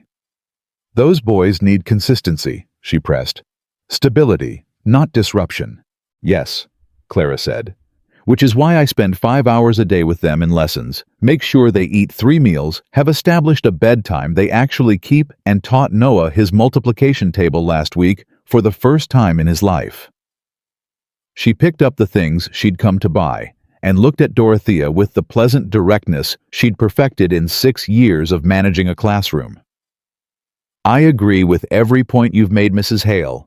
Those children need consistency. They're getting it." She left the store. Her hands were steady. Her heart was moving at twice its normal speed, which she considered a private matter. She told William about the encounter that evening. Not to complain, she'd learned quickly that he responded better to information than to emotion, but because she thought he should know what was being said. He listened. His jaw tightened once briefly when she mentioned Dorothea's name. "Dorothea means well," he said. "She and Eleanor were close. She feels—" He paused. "Protective of Eleanor's memory." "I know," Clara said. "I'm not asking you to do anything about it." He looked at her. "Then why are you telling me—" "Because," she said, "you should know what your wife is walking into when she goes to town, and because I want you to know that I can handle it." She met his eyes. "But I wanted you to hear it from me, not from someone else who might frame it differently." He was quiet for a moment. "You're being very careful," he said. "I'm trying to be honest," she said. "There's a difference." Something shifted in his face. Not quite the almost smile from the wedding night. something older and more considered. "Dorothea will come around," he said. "She's slow to trust, but she's fair eventually." "Then I'll be patient," Clara said. He nodded, started to go, stopped. "You went to the general store alone," he said. "I didn't think I needed company." "You didn't. I just—" He stopped himself again. It was something she noticed about him, the way he caught himself at the edge of something personal and reined it back. "I should have offered to go with you." "Next time," she said easily. He nodded, left. She sat for a moment in the kitchen and recognized with the uncomfortable clarity of a woman who had promised herself honesty that the care in his voice when he said, "I should have gone with you," was not the concern of a man honoring a practical arrangement. It was something else. She put that recognition away carefully and did not look at it again that night. 2 weeks later, the first real crisis arrived. It came at 3 in the morning, which is when real crises always come in the dark, without warning, when there is no time to prepare. Clara heard it before she was fully awake, a sound from Noah's room that was different from the ordinary sounds of a child sleeping. She was moving down the hall before she'd consciously decided to move the way she'd learned to respond to the sounds of a house she'd made her own. Noah was burning with fever. He was half awake, disoriented, his skin so hot it felt impossible. He looked at her and said, "Mama," and then seemed confused by his own word and turned his face away. Clara's chest contracted once sharply around that word. Then she put it away and started working. She called for William. Not loudly, not panic, not yet, just his name twice at the volume that meant now. He was there in under a minute, barefoot, shirt untucked, with the instant alertness of a man who had spent years waking fast because ranches required it. He took one look at Noah and said, "How high?" "High enough," Clara said. She was already at the washstand. "I need cold water and clean cloth. There's willow bark in the kitchen cabinet, second shelf. Do you have a doctor in this county?" "Thurston. He's in Millhaven. Hour's ride. In this temperature at 3 in the morning, it'll be longer." She pressed a damp cloth to Noah's forehead. The boy whimpered. "We need to bring the fever down before we make that decision. Help me." William did not argue. He did not ask questions. He helped. That was one of the things she had learned about him in a month of marriage. In a crisis, William Blackstone became very still and very useful. All the controlled tension he carried dissolved into pure function, and what was left was a man who knew how to do what needed to be done. They worked alongside each other in the dark of Noah's room for 2 hours. Clara directed, and William moved, and somewhere in the middle of that second hour, when the fever had eased from terrifying to merely alarming, and Noah had slipped into a deeper sleep, William sat in the chair by the bed and put his head briefly in his hands. Clara saw it, said nothing, kept her hands busy. "He's going to be all right," she said. "You don't know that yet." "No," she agreed. "But he's better than an hour ago. And he's strong. You can feel it, even sick he's fighting." William looked at his son. Something in his face that was raw and real, and nothing like the controlled public man the town saw on Sundays. "When Eleanor was dying," he said quietly, "it was like this. The fever, the middle of the night." His voice was very level. "I sat in that chair, the same chair, and I couldn't do anything. I was useless, just utterly useless." Clara looked at him. "You're not useless tonight," she said. He met her eyes. "No," he said. "Tonight there are 2 of us." The room was quiet. Noah breathed. The candle held steady. And something between William Blackstone and the woman he had married for practical reasons shifted in that dark room, moved past arrangement and past agreement, and into something neither of them had a clean name for yet. Noah recovered. It took 4 days and a visit from Dr. Thurston, who pronounced it a respiratory fever common in winter, prescribed rest and broth and the willow bark Clara had already been using, and told William with some surprise that whoever had managed the first hours had managed them well. "Your wife," William said. Thurston looked at Clara with a new kind of attention. He was an older man, methodical, not given to excess. "Good instincts," he said. "She was a school teacher," William said, and there was something in the way he said it, A quiet wait, like a man handing someone else credit. They deserved that, Thurston noticed too. On the 5th day, Noah sat up and demanded eggs and asked whether Thomas was still on the shelf, and could he have the chalk because he'd been thinking about drawing a horse and hadn't had the opportunity. Clara gave him the chalk. Ethan, who had spent the 4 days of Noah's illness so tightly wound that Clara had twice had to tell him firmly to eat something, sat on the edge of his brother's bed and let out a breath so long and so deep that it was almost a sound. "He's fine," Clara told him. "I know," Ethan said. He didn't look entirely convinced. "Ethan." She waited until he looked at her. "He's fine, and you were very good this week. You stayed calm. You helped. You were exactly the kind of older brother he needed." He nodded, stiff and controlled. "You're allowed to be relieved now," she said. "It's safe to feel it." Something cracked just slightly in the 11-year-old face. He pressed his lips together hard and looked at the ceiling for a moment, and then looked back at his brother, drawing a horse on the slate. "He draws terrible horses," Ethan said. "I heard that," Noah said serenely. "Good." Clara left them together. She walked downstairs and found William in the kitchen, not doing anything, just standing at the window with coffee, the posture of a man in the aftermath of something frightening who hadn't quite put it down yet. She stood beside him, not touching, just beside him, looking out the same window. After a moment he said, "Thank you." "You don't have to keep thanking me," she said. "I know," he said. "I'm going to keep doing it anyway." She looked at him.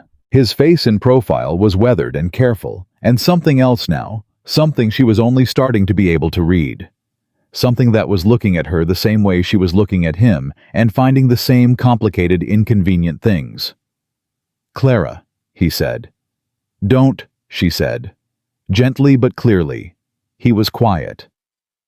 "Not yet," she said. "We said we'd be honest. And honestly, I don't know yet what this is. And I think we should know before we name it." He looked at her for a long moment. "All right," he said. But the way he said it, careful and patient and willing to wait, told her everything she was trying not to know yet. She turned back to the window. Outside, the snow was finally beginning to thin. Spring was coming, and with spring would come the railroad men again, and the town's opinions and every test that a woman trying to prove she belonged had still to face. She was not afraid of any of it. She was afraid of exactly one thing, and that thing was standing 2 feet away from her in the kitchen, with his coffee, being patient. Spring came to Blackstone Ranch the way it always did in Wyoming, not gently, not all at once, but in arguments. 3 warm days followed by a freeze. Mud that dried and then flooded. The cattle restless from months of confinement, the ranch hands short-tempered from the same reason. It was the season that separated the people who truly belonged on a ranch from the ones who only thought they did. Clara belonged. She didn't announce it. She didn't need to. It showed in the way she'd learned the particular rhythm of the household, which mornings William came in tired from the night watch and needed coffee before conversation. Which days Ethan's silence meant thinking, versus the silence that meant something was wrong. How to tell when Noah was manufacturing a stomachache to avoid arithmetic versus when he was genuinely unwell. She knew these things the way you know the geography of a place you've stopped being a visitor in. The town noticed. It noticed in the way small towns notice things sideways through observation and inference without anyone saying directly that they'd changed their minds. It was Dorothea Hale who said it directly. She came to the ranch on a Thursday in April unannounced, which was either courage or rudeness depending on how it went. Clara answered the door, and they looked at each other for a moment. 2 women measuring each other with the particular honesty that comes when there's no audience left to perform for. "I owe you an apology," Dorothea said. Clara stepped back from the door. "Come in. There's coffee." They sat at the kitchen table. Dorothea held her cup and looked at it the way people looked at things when they were working up to something. "I was unfair to you," she said. "In the store. And before that, in things I said to other people that I expect found their way back to you." "Some of them," Clara said. Eleanor was my closest friend for 14 years, Dorothea said. When she died, I transferred a great deal of my grief, I suppose, into protectiveness of her family, particularly the boys. She looked up. What I said about disruption. I was wrong. I've watched you with those children, and I was entirely wrong. Clara said, You loved her. That's not something to apologize for. I used loving her as an excuse to be unkind to you, Dorothea said flatly. That part I'm apologizing for. She paused. Noah told my daughter last week that you taught him to play 2 songs on the piano. He said... She stopped. Her voice had something in it that it was controlling carefully. He said you told him his mother could probably hear him when he played, that the music went where she was. Clara said nothing. Eleanor would have said exactly that, Dorothea said. Almost those exact words. She set down her cup. I don't know if you're replacing her. I don't think that's the right question anymore. I think the right question is whether those boys are being loved. And the answer to that one is obvious. Clara looked at this woman who had been her critic and saw something she recognized. A person who was grieving and had taken it out sideways and now was doing the hard work of being straight about it. Eleanor sounds like she was extraordinary, Clara said. She was, Dorothea said. But she's gone, and you're here. And those are just facts that people like me need to make peace with. She straightened. I'd like to start over if that's something you're willing to do. Yes, Clara said simply. I'm willing. They finished their coffee. When Dorothea left, she paused on the porch and turned back once. For what it's worth, she said. William smiles now. He didn't used to, not since Eleanor. She looked at Clara steadily.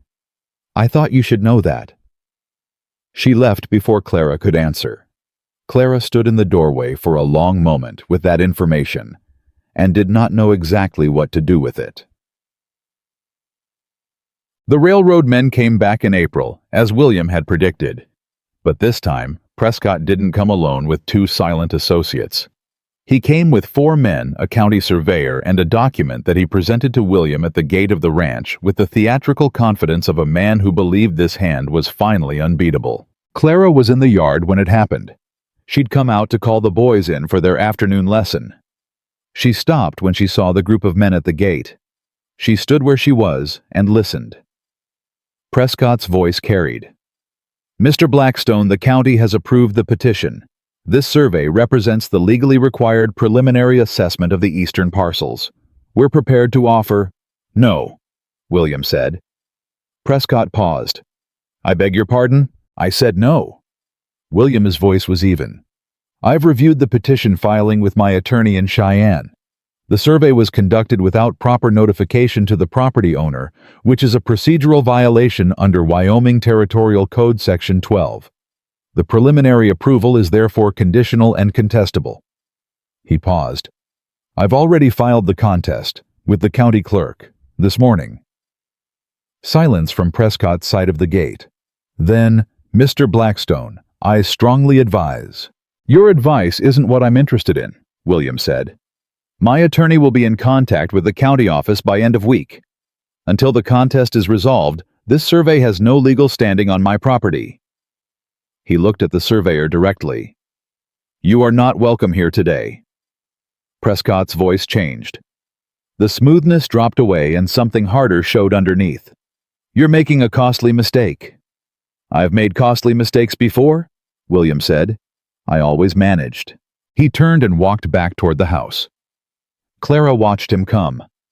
His face was composed, his jaw was set, his hands at his sides were absolutely still. When he reached her, she said quietly, Section 12. You wrote it down, he said. 3rd page, bottom paragraph. She had. 3 months ago in the kitchen on 2 pages of schoolteacher's handwriting. He had remembered it exactly. She looked at him. They'll come back, she said. I know, and next time they won't be polite about it. I know that too. He looked at her steadily. Are you worried? She thought about it honestly. Yes, she said, but not about whether you can handle it. He held her gaze for a moment. Then what? That they'll try to find another way, she said. Men like Prescott, when the legal route stalls, they look for other pressure points. She paused. Your cattle, your fences, your hands. Something moved through his eyes. He'd thought of it too. I've talked to Bud. We're doubling the watch on the South Range. Good. She paused. Tell Ethan to stay close to the house for a while. He looked at her sharply. He told you. He told me 3 months ago that he'd been hearing things. That cattle had been spooked. He's 11 years old, and he's already doing reconnaissance. She held his gaze. He needs to be a child right now, not a ranch hand. Keep him close. William was quiet for a moment. Something moved through his face that was complicated gratitude, and something more than that. You see everything, he said. I'm a teacher, she said. It's the same skill. He nodded. Then, Clara. Yes. I'm glad you're here. He said it simply. Not the words of a man honoring an arrangement. The words of a man stating a fact he'd stopped being cautious about. She felt it land somewhere important. I know, she said, quietly. I'm glad too. He went inside. She stood in the yard for another moment. Behind her she heard Noah calling from an upstairs window something about Thomas needing a new drawing because the old one had been accidentally erased. She answered him. She went inside. The afternoon lesson proceeded as usual. But something had changed in the space between the gate and the front door, and she knew it, and William knew it, and neither of them was quite ready yet to call it by its name. The trouble came 3 weeks later. Not from Prescott. From someone hired by Prescott, which was worse because it was harder to answer.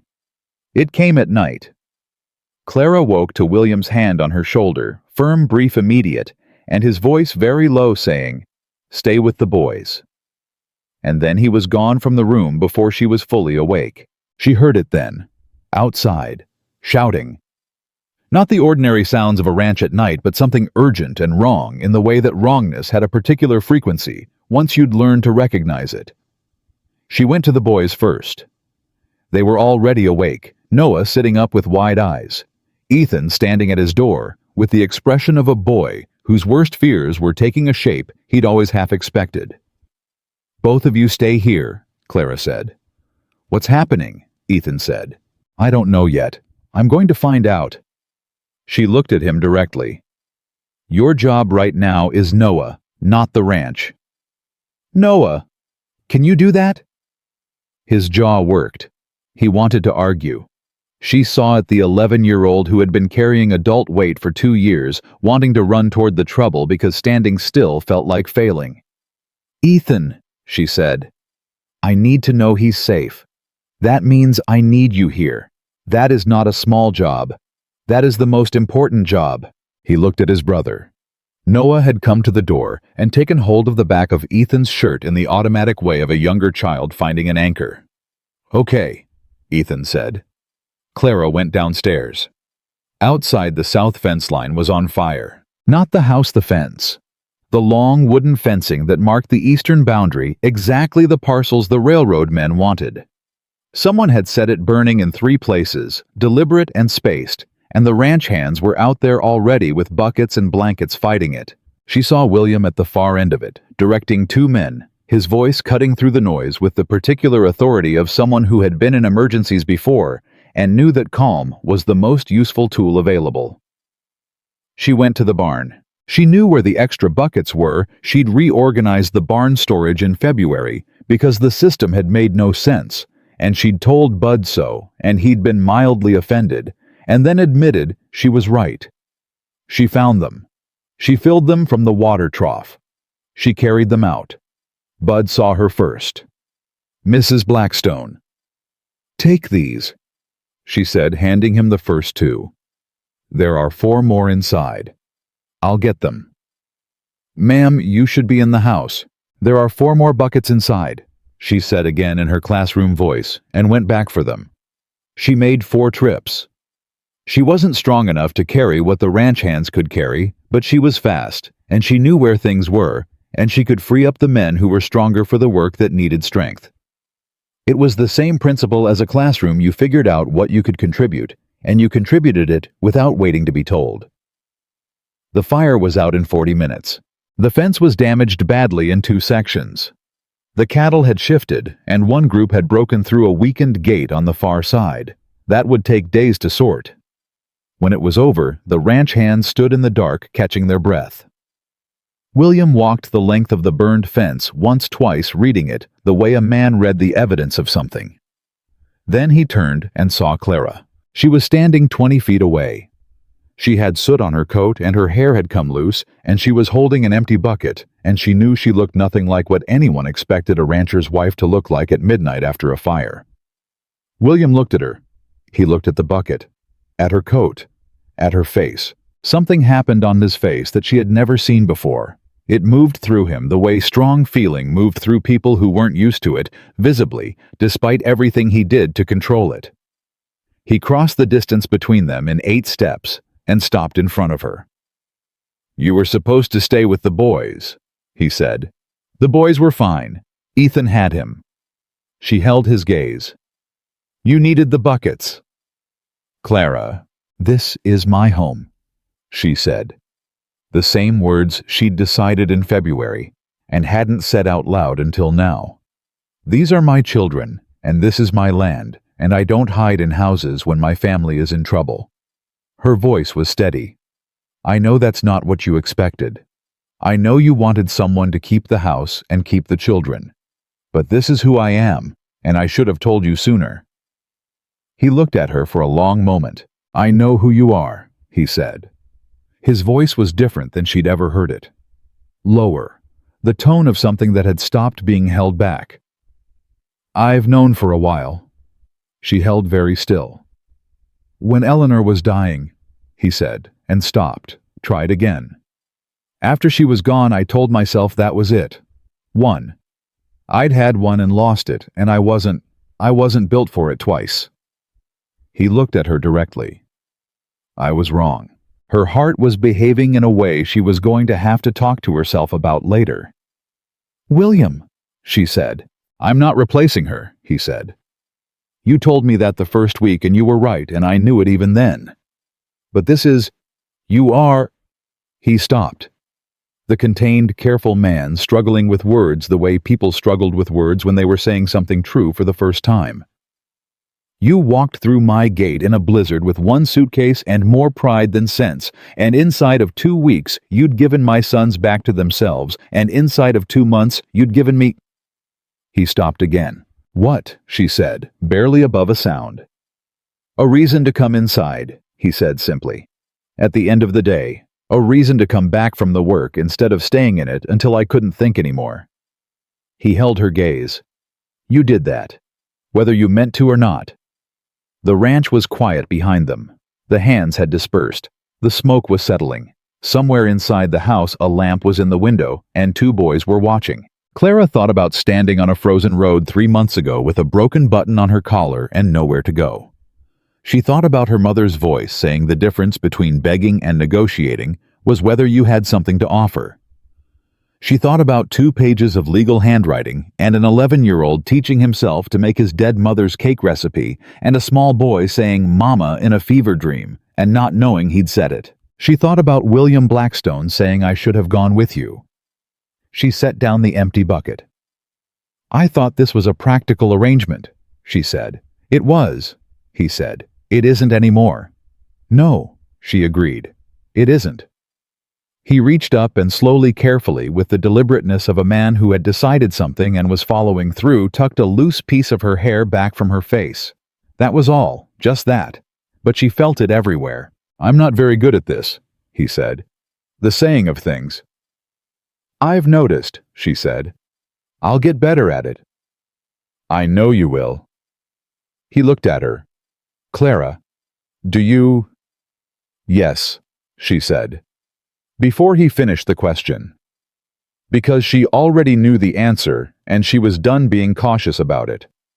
His hand, still at her face, went still. "Yes," he said. "I have been trying," she said carefully, "to be very sensible about you for several months. I have not been entirely successful." She looked at him steadily. So yes, to whatever you were going to ask. He was quiet for a moment. Then he said, I was going to ask if you wanted to come inside. It's cold. She stared at him, and William Blackstone contained controlled severe. William Blackstone, who did not smile easily and never had smiled at her. A real one. The first completely real one she'd ever seen on his face, and it changed his whole face, rearranged it into something that was younger and warmer and entirely itself. That was not funny, she said. It was a little funny. It was not. He offered her his arm. She took it, and they walked back into the house that had once been only his, through the door she had once been afraid to knock on past the piano that was playing again toward the lamp in the window. Inside at the top of the stairs, two boys pretended they hadn't been watching. Go to bed, William called up. We are in bed, Noah said immediately. Noah. We're going. The sound of two sets of feet retreating down the hall. A door closing. Then muffled the sound of Noah saying something to Ethan in a voice too low to hear. Then both of them clearly and unmistakably laughing. Clara stood in the hallway of her home and listened to her children laugh. She looked at William. He looked at her. Neither of them said anything. They didn't need to. The morning after the fire, Willow Creek knew. That was the thing about a county where everyone could see everyone else's smoke fires were never private. By the time Clara had the breakfast table set and the coffee poured, 3 ranch hands from neighboring properties had already ridden past the eastern fence line to look at the damage, and by noon, the story had traveled the 12 miles to town and come back altered in the way stories always came back, altered with details, added and details dropped, and the general shape of the truth still recognizable if you knew where to look. What the town knew was this: someone had set fire to Blackstone Ranch's eastern fence line. What the town suspected, but could not prove, was who had ordered it. And what the town was watching with the particular attention of people who understood that what happened to Blackstone Ranch was going to establish a precedent for every small landowner in the county was whether William Blackstone was going to fight or fold. He did not fold. 3 days after the fire, he rode into Willow Creek and walked into the office of the county commissioner with a folder of documents under his arm, and Clara's 2 pages of legal notes, now expanded to 7 by Carter Sims in Cheyenne, folded into his breast pocket. He was in there for 2 hours. When he came out, he didn't say much to the men who'd gathered on the street to watch. He just nodded, got on his horse, and rode home. But word came out of the commissioner's office before sundown. The petition review was suspended pending a full procedural audit. Prescott's firm was being asked to resubmit with complete documentation of alternative routes considered. It wasn't a victory, not yet, but it was the opposite of defeat. That evening at supper, Noah asked why everyone looked like they were trying not to smile. Because smiling too early is bad luck, Ethan said with the authority of a boy who'd decided this was wisdom. Says who? Says me. That's not a real rule. It is now. Papa? Noah said, appealing to the authority of the table. Is that a real rule? William looked at Clara. Something in his eyes that was warm and settled, and nothing like the careful, guarded man who had opened a door to a frozen woman 4 months ago. I think, he said, that some rules become real the moment someone who matters says them. Noah considered this. Okay, he said, and went back to eating. Ethan, without looking up from his plate, allowed himself a very small smile. Clara looked at her supper and thought about a road in a blizzard and a locked gate and a coin on a counter, and said nothing because there was nothing that needed saying. Bang. The formal hearing at the county courthouse was set for the 2nd week of May. Clara had never been to a legal proceeding. She had read about them, prepared for them by proxy, understood them in the architectural way. You could understand a building you'd studied from blueprints but never entered. Walking into the courthouse beside William on a clear May morning, with Dorothea Hale on her other side, Dorothea had appointed herself a sort of auxiliary force without anyone asking her to, and Clara had decided this was more useful than not. She felt the particular weight of something that actually mattered. Carter Sims was already there. He was a small, precise man in his 60s who reminded Clara of the kind of teacher who never raised his voice because he'd learned that quiet was more frightening. He shook William's hand, looked at Clara with the assessing eyes of someone used to measuring allies quickly.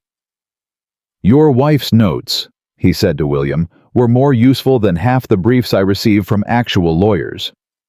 "I know," William said. Sims looked at Clara. "Where did you learn this?" "Kansas," she said. "And the school of being too late to help the people I loved." He nodded once. "Well, today we're not too late." Prescott was already seated on the other side of the room. He looked at Clara when she came in, a quick, assessing look that was not quite what she'd expected. Not dismissal. Something more careful than that. The look of a man who had done his research in the weeks since William had sent him from the gate and had found something he hadn't anticipated. He knew who she was, she realized. Or rather, he now knew what she was. Not the poor schoolteacher who'd married the rich rancher for security. The woman who'd spent 3 months building the legal case that was currently stalling his company's most important land acquisition. Good, she thought. Let him look. She sat beside William and did not look at Prescott again. The hearing took 4 hours. Sims was methodical and relentless in the particular way of a small man with large patience. He walked the county commissioner through every procedural failure in the petition, the notification deficiencies, the incomplete alternative survey, the documentation gaps that Prescott's team had tried to paper over with confident language and impressive letterhead. Prescott's attorney was good. Clara gave him that.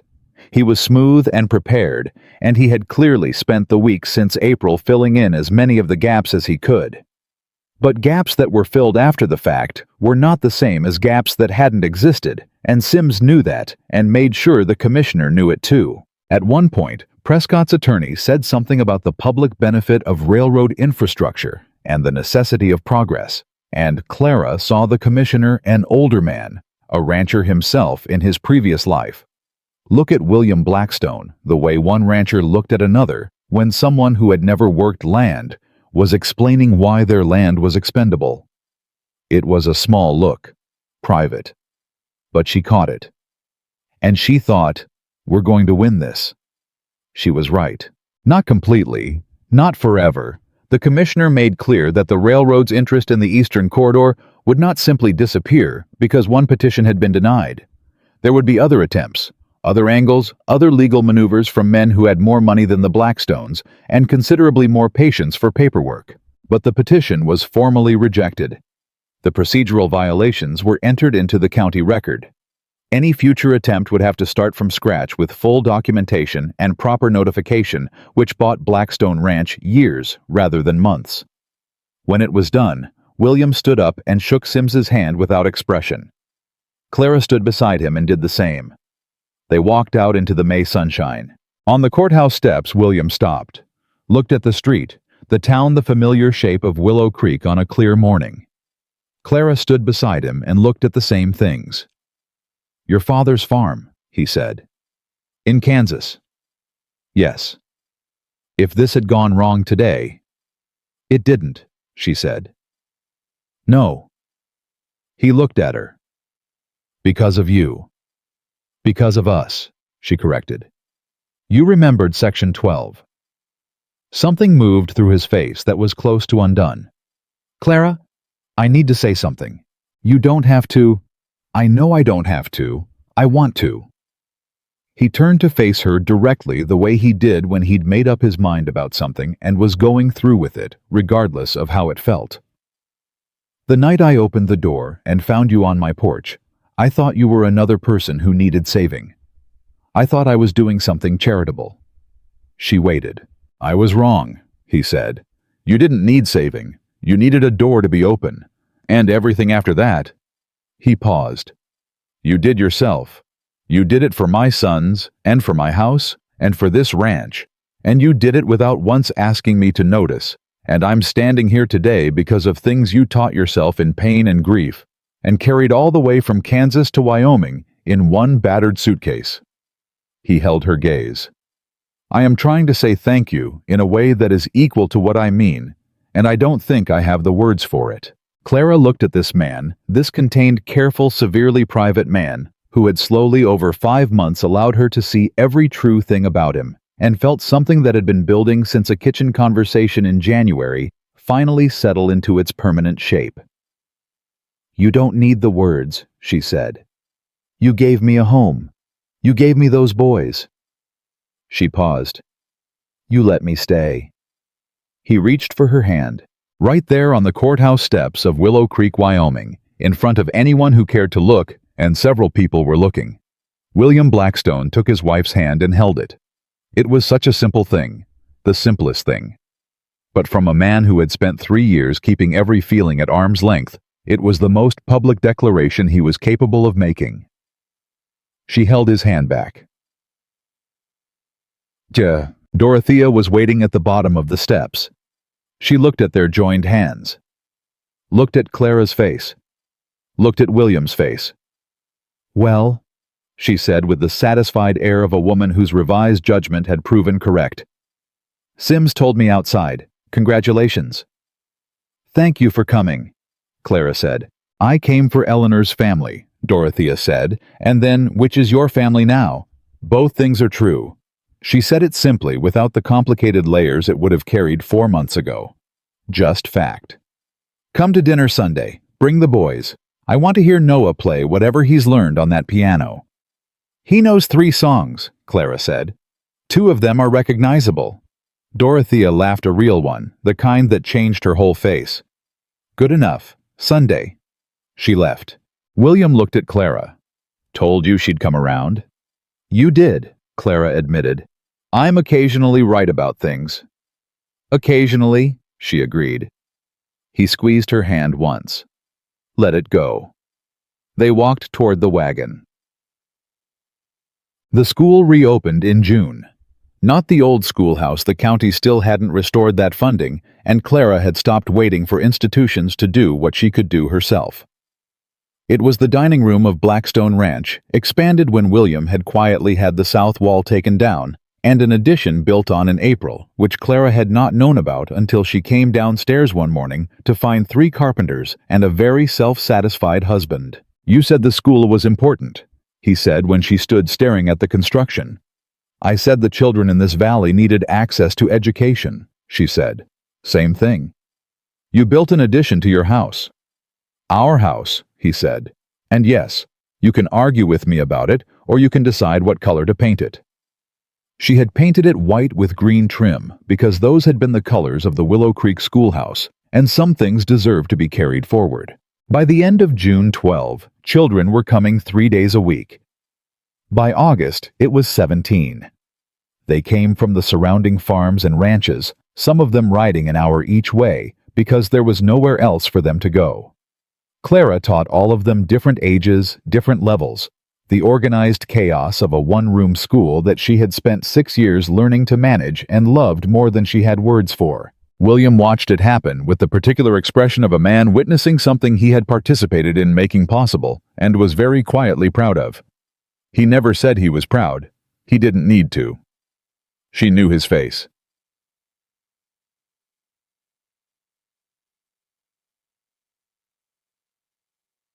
The twist that summer came from a direction no one had anticipated. It came in a letter from the Territorial Education Board in Cheyenne, addressed to Mrs. Clara Blackstone of Blackstone Ranch, Willow Creek, Wyoming. She opened it at the kitchen table on a Thursday morning in July alone because William was out and the boys were in the schoolroom, and she'd taken 5 minutes for coffee before the day fully started. She read it twice. Then she sat very still for a moment. The Territorial Board had received apparently a petition, signed by 14 families in the Willow Creek Valley, requesting formal recognition of the Blackstone Ranch Schoolhouse as an official territorial school, with corresponding funding and status. The petition had been submitted 6 weeks ago. She had not submitted it. She thought about who had. She walked to the barn. William was there working on a piece of harness with the focused attention he brought to all manual tasks. He looked up when she came in, saw her face, set down the harness. "You submitted a petition to the Education Board," she said. He looked at her steadily. I collected signatures. 14 families. It took 3 weeks because the Hendersons are hard to catch at home. William, you gave up your school in January, he said. You had a career. You had a purpose. You gave it up because the county ran out of money, and then you built it again from nothing in my dining room without once complaining about the fact that you were doing it without recognition or pay or any official standing whatsoever. He held her gaze. I thought you deserved all 3. Clara stood in the barn doorway and thought about standing in the snow outside this gate 7 months ago with a broken button and an empty suitcase and the resolution not to beg. She thought about what she had done instead of begging. She thought about what it had built. The board wants to come in September, she said, to assess the school for official recognition. Good, he said. We'll be ready. It would mean a real salary, she said. Territorial funding, formal accreditation. I know what it means, he said. She looked at this man she had married for practical reasons. You did this because you wanted me to have something that was mine, she said. Not because of the ranch, not because of the boys, because of me. He didn't look away. Yes. The barn was quiet. William Blackstone, she said. You are a great deal more than you let anyone see. Don't tell anyone, he said. I have a reputation. She crossed the barn and kissed him. Which surprised him enough that he went entirely still for a second, and then his arms came around her with the certainty of a man who had decided something and was done being cautious about it. When she stepped back, his face had that rearranged quality, younger, softer, entirely real. I love you, she said, because it was true and she'd been carrying it long enough. I thought you should know. He looked at her. I know, he said. And then, with the careful deliberateness of a man who meant every syllable, I love you too, since February, if you want the specific month. February, she said. The night Noah was sick, he said, when you stood in the kitchen and told me 2 of us were standing there instead of 1. He paused. I knew then. I didn't know what to call it yet, but I knew. She thought about that night, the fever and the fear and the candle and his hands in his hair. That was February, she agreed. 4 months of being sensible, he said, and the corner of his mouth moved. Don't be smug about it. I'm not smug. I'm patient. He looked at her. There's a difference. She laughed. A real one, full and unguarded, the kind she hadn't known she'd stopped having until this moment when she had it back. The territorial assessment came in September. 3 board members arrived on a Wednesday and spent 2 hours in the schoolroom, which by then held 19 children in orderly rows with geography maps on the walls, and a proper supply of chalk and primers that William had ordered from Denver without being asked. The children performed, not in the theatrical way of children who'd been drilled, in the genuine way of children who had actually learned things and wanted to show them. Noah read aloud from a passage he'd selected himself. Ethan, who had asked to stay for the assessment, even though he was technically old enough to be done with primary school, answered a geography question in such detail that one of the board members looked up from his notes with genuine surprise. Afterward, the head assessor shook Clara's hand. Mrs. Blackstone, he said, I've assessed 31 territorial schools in the last 4 years. This is the best-run single-teacher school I've seen. He paused. I'll be recommending full accreditation and a Category A funding level. Clara said, Thank you, in a steady voice. She did not cry. She waited until the board members had gotten into their wagon and started down the drive. Then she turned. William was standing 10 feet away where he'd been watching the whole assessment from the doorway with his arms crossed and his face completely composed. She looked at him. He looked at her. Category A, he said. Don't, she said. I'm not saying anything. Your face is saying something. His face was in fact doing the thing it did now, that younger, warmer, entirely itself expression that she had come to consider her favorite thing in Wyoming. Ethan appeared at her elbow. Does that mean the school is official? Yes, Clara said. Does that mean you get paid now? Yes. He thought about this. Good, he said. Papa's been paying for all the chalk. I know, Clara said. I intend to reimburse him." "You don't need to reimburse me," William said. "I know I don't need to," she said. "I'm going to anyway." Ethan looked between them with the expression of a 12-year-old who had learned to read his parents and found them satisfactory. He went back inside. Noah, who had been waiting on the porch step with Thomas the chalk figure on the slate, said, "Are we celebrating?" "Yes," Clara said. "Can I play the piano?" "You can play the piano." He disappeared inside, and approximately 30 seconds later began playing one of the 3 songs he knew slightly too fast, and with one wrong note in the middle that he'd been working on for a month and still hadn't fixed. And the sound of it came through the walls of the house they had all built together and landed in the September air, like something that had always been meant to be there. That evening after supper, after the boys were in bed, after the house had settled into the particular quiet of a place where people slept well because they felt safe, William and Clara stood on the porch together in the cooling September air. He said, "Do you ever think about the gate that night?" She looked out at the long drive, dark now, the iron arch just visible against the sky. "Sometimes," she said. "What do you think about it?" She was quiet for a moment. "I think about the woman standing outside it," she said, trying to decide whether walking through it was pride or desperation. She paused. "I think about the fact that I almost didn't." "I saw you from the window," he said, "before you knocked. I saw you stop and turn away and then come back." She looked at him. "You never told me that." "You didn't need to know it then." He looked at her steadily. "You came back. That's the part that mattered." She thought about that, about turning back to the gate, about the specific moment of deciding. "What would you have done?" she said. "If I hadn't knocked?" He was quiet for a moment. "I think I would have opened the door anyway," he said. "Eventually. You were frozen solid and it was my gate." A pause. "But I'm glad you knocked. It mattered that you chose it, that you came through by your own decision." She understood what he meant. It wasn't about the rescue. It had never been about the rescue. It was about a woman who had chosen to walk through a difficult door instead of giving up in the snow, and what that choice had set in motion. "I want to ask you something," she said. "Ask." "That first night, when I said I wasn't asking for charity." She turned to look at him. "Did you believe me?" He considered this honestly. "I believed you meant it," he said. "I wasn't sure yet what you had to offer, but I believed you meant what you said." He paused. "And then you made breakfast." She almost laughed. That was the deciding factor, breakfast. "The boys hadn't eaten a proper breakfast in 6 months," he said. "And you walked into a kitchen you'd never been in and made eggs and knew to ask Ethan about Noah before you'd met Noah." He held her gaze. "You understood what this family needed before you'd been in the house 12 hours. That's not a practical arrangement, Clara. That's a gift."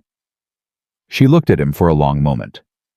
"William," she said, "I came to your door with nothing." "You came with everything," he said. "You just didn't know it yet." The night was quiet around them. The ranch settled. The boys slept. The piano sat in the front room with the lid open, now always open, because someone played it every day. Clara Whitmore, who had once stood outside this gate in the snow with a broken button and an empty suitcase, and a pride she had refused to put down, even when it cost her, looked at the life she had built inside these walls and felt the truth of it settle into her bones like warmth. She had come here looking for shelter. She had built something that sheltered everyone who entered it. That was not luck. That was not charity. That was not the story of a poor woman rescued by a rich man. That was the story of 2 people who had both been lost and had found each other in the dark and had chosen every single day to stay. And in Willow Creek, Wyoming, in the autumn of 1887, on the porch of a house that held a family made by choice rather than circumstance, that was more than enough. It was everything.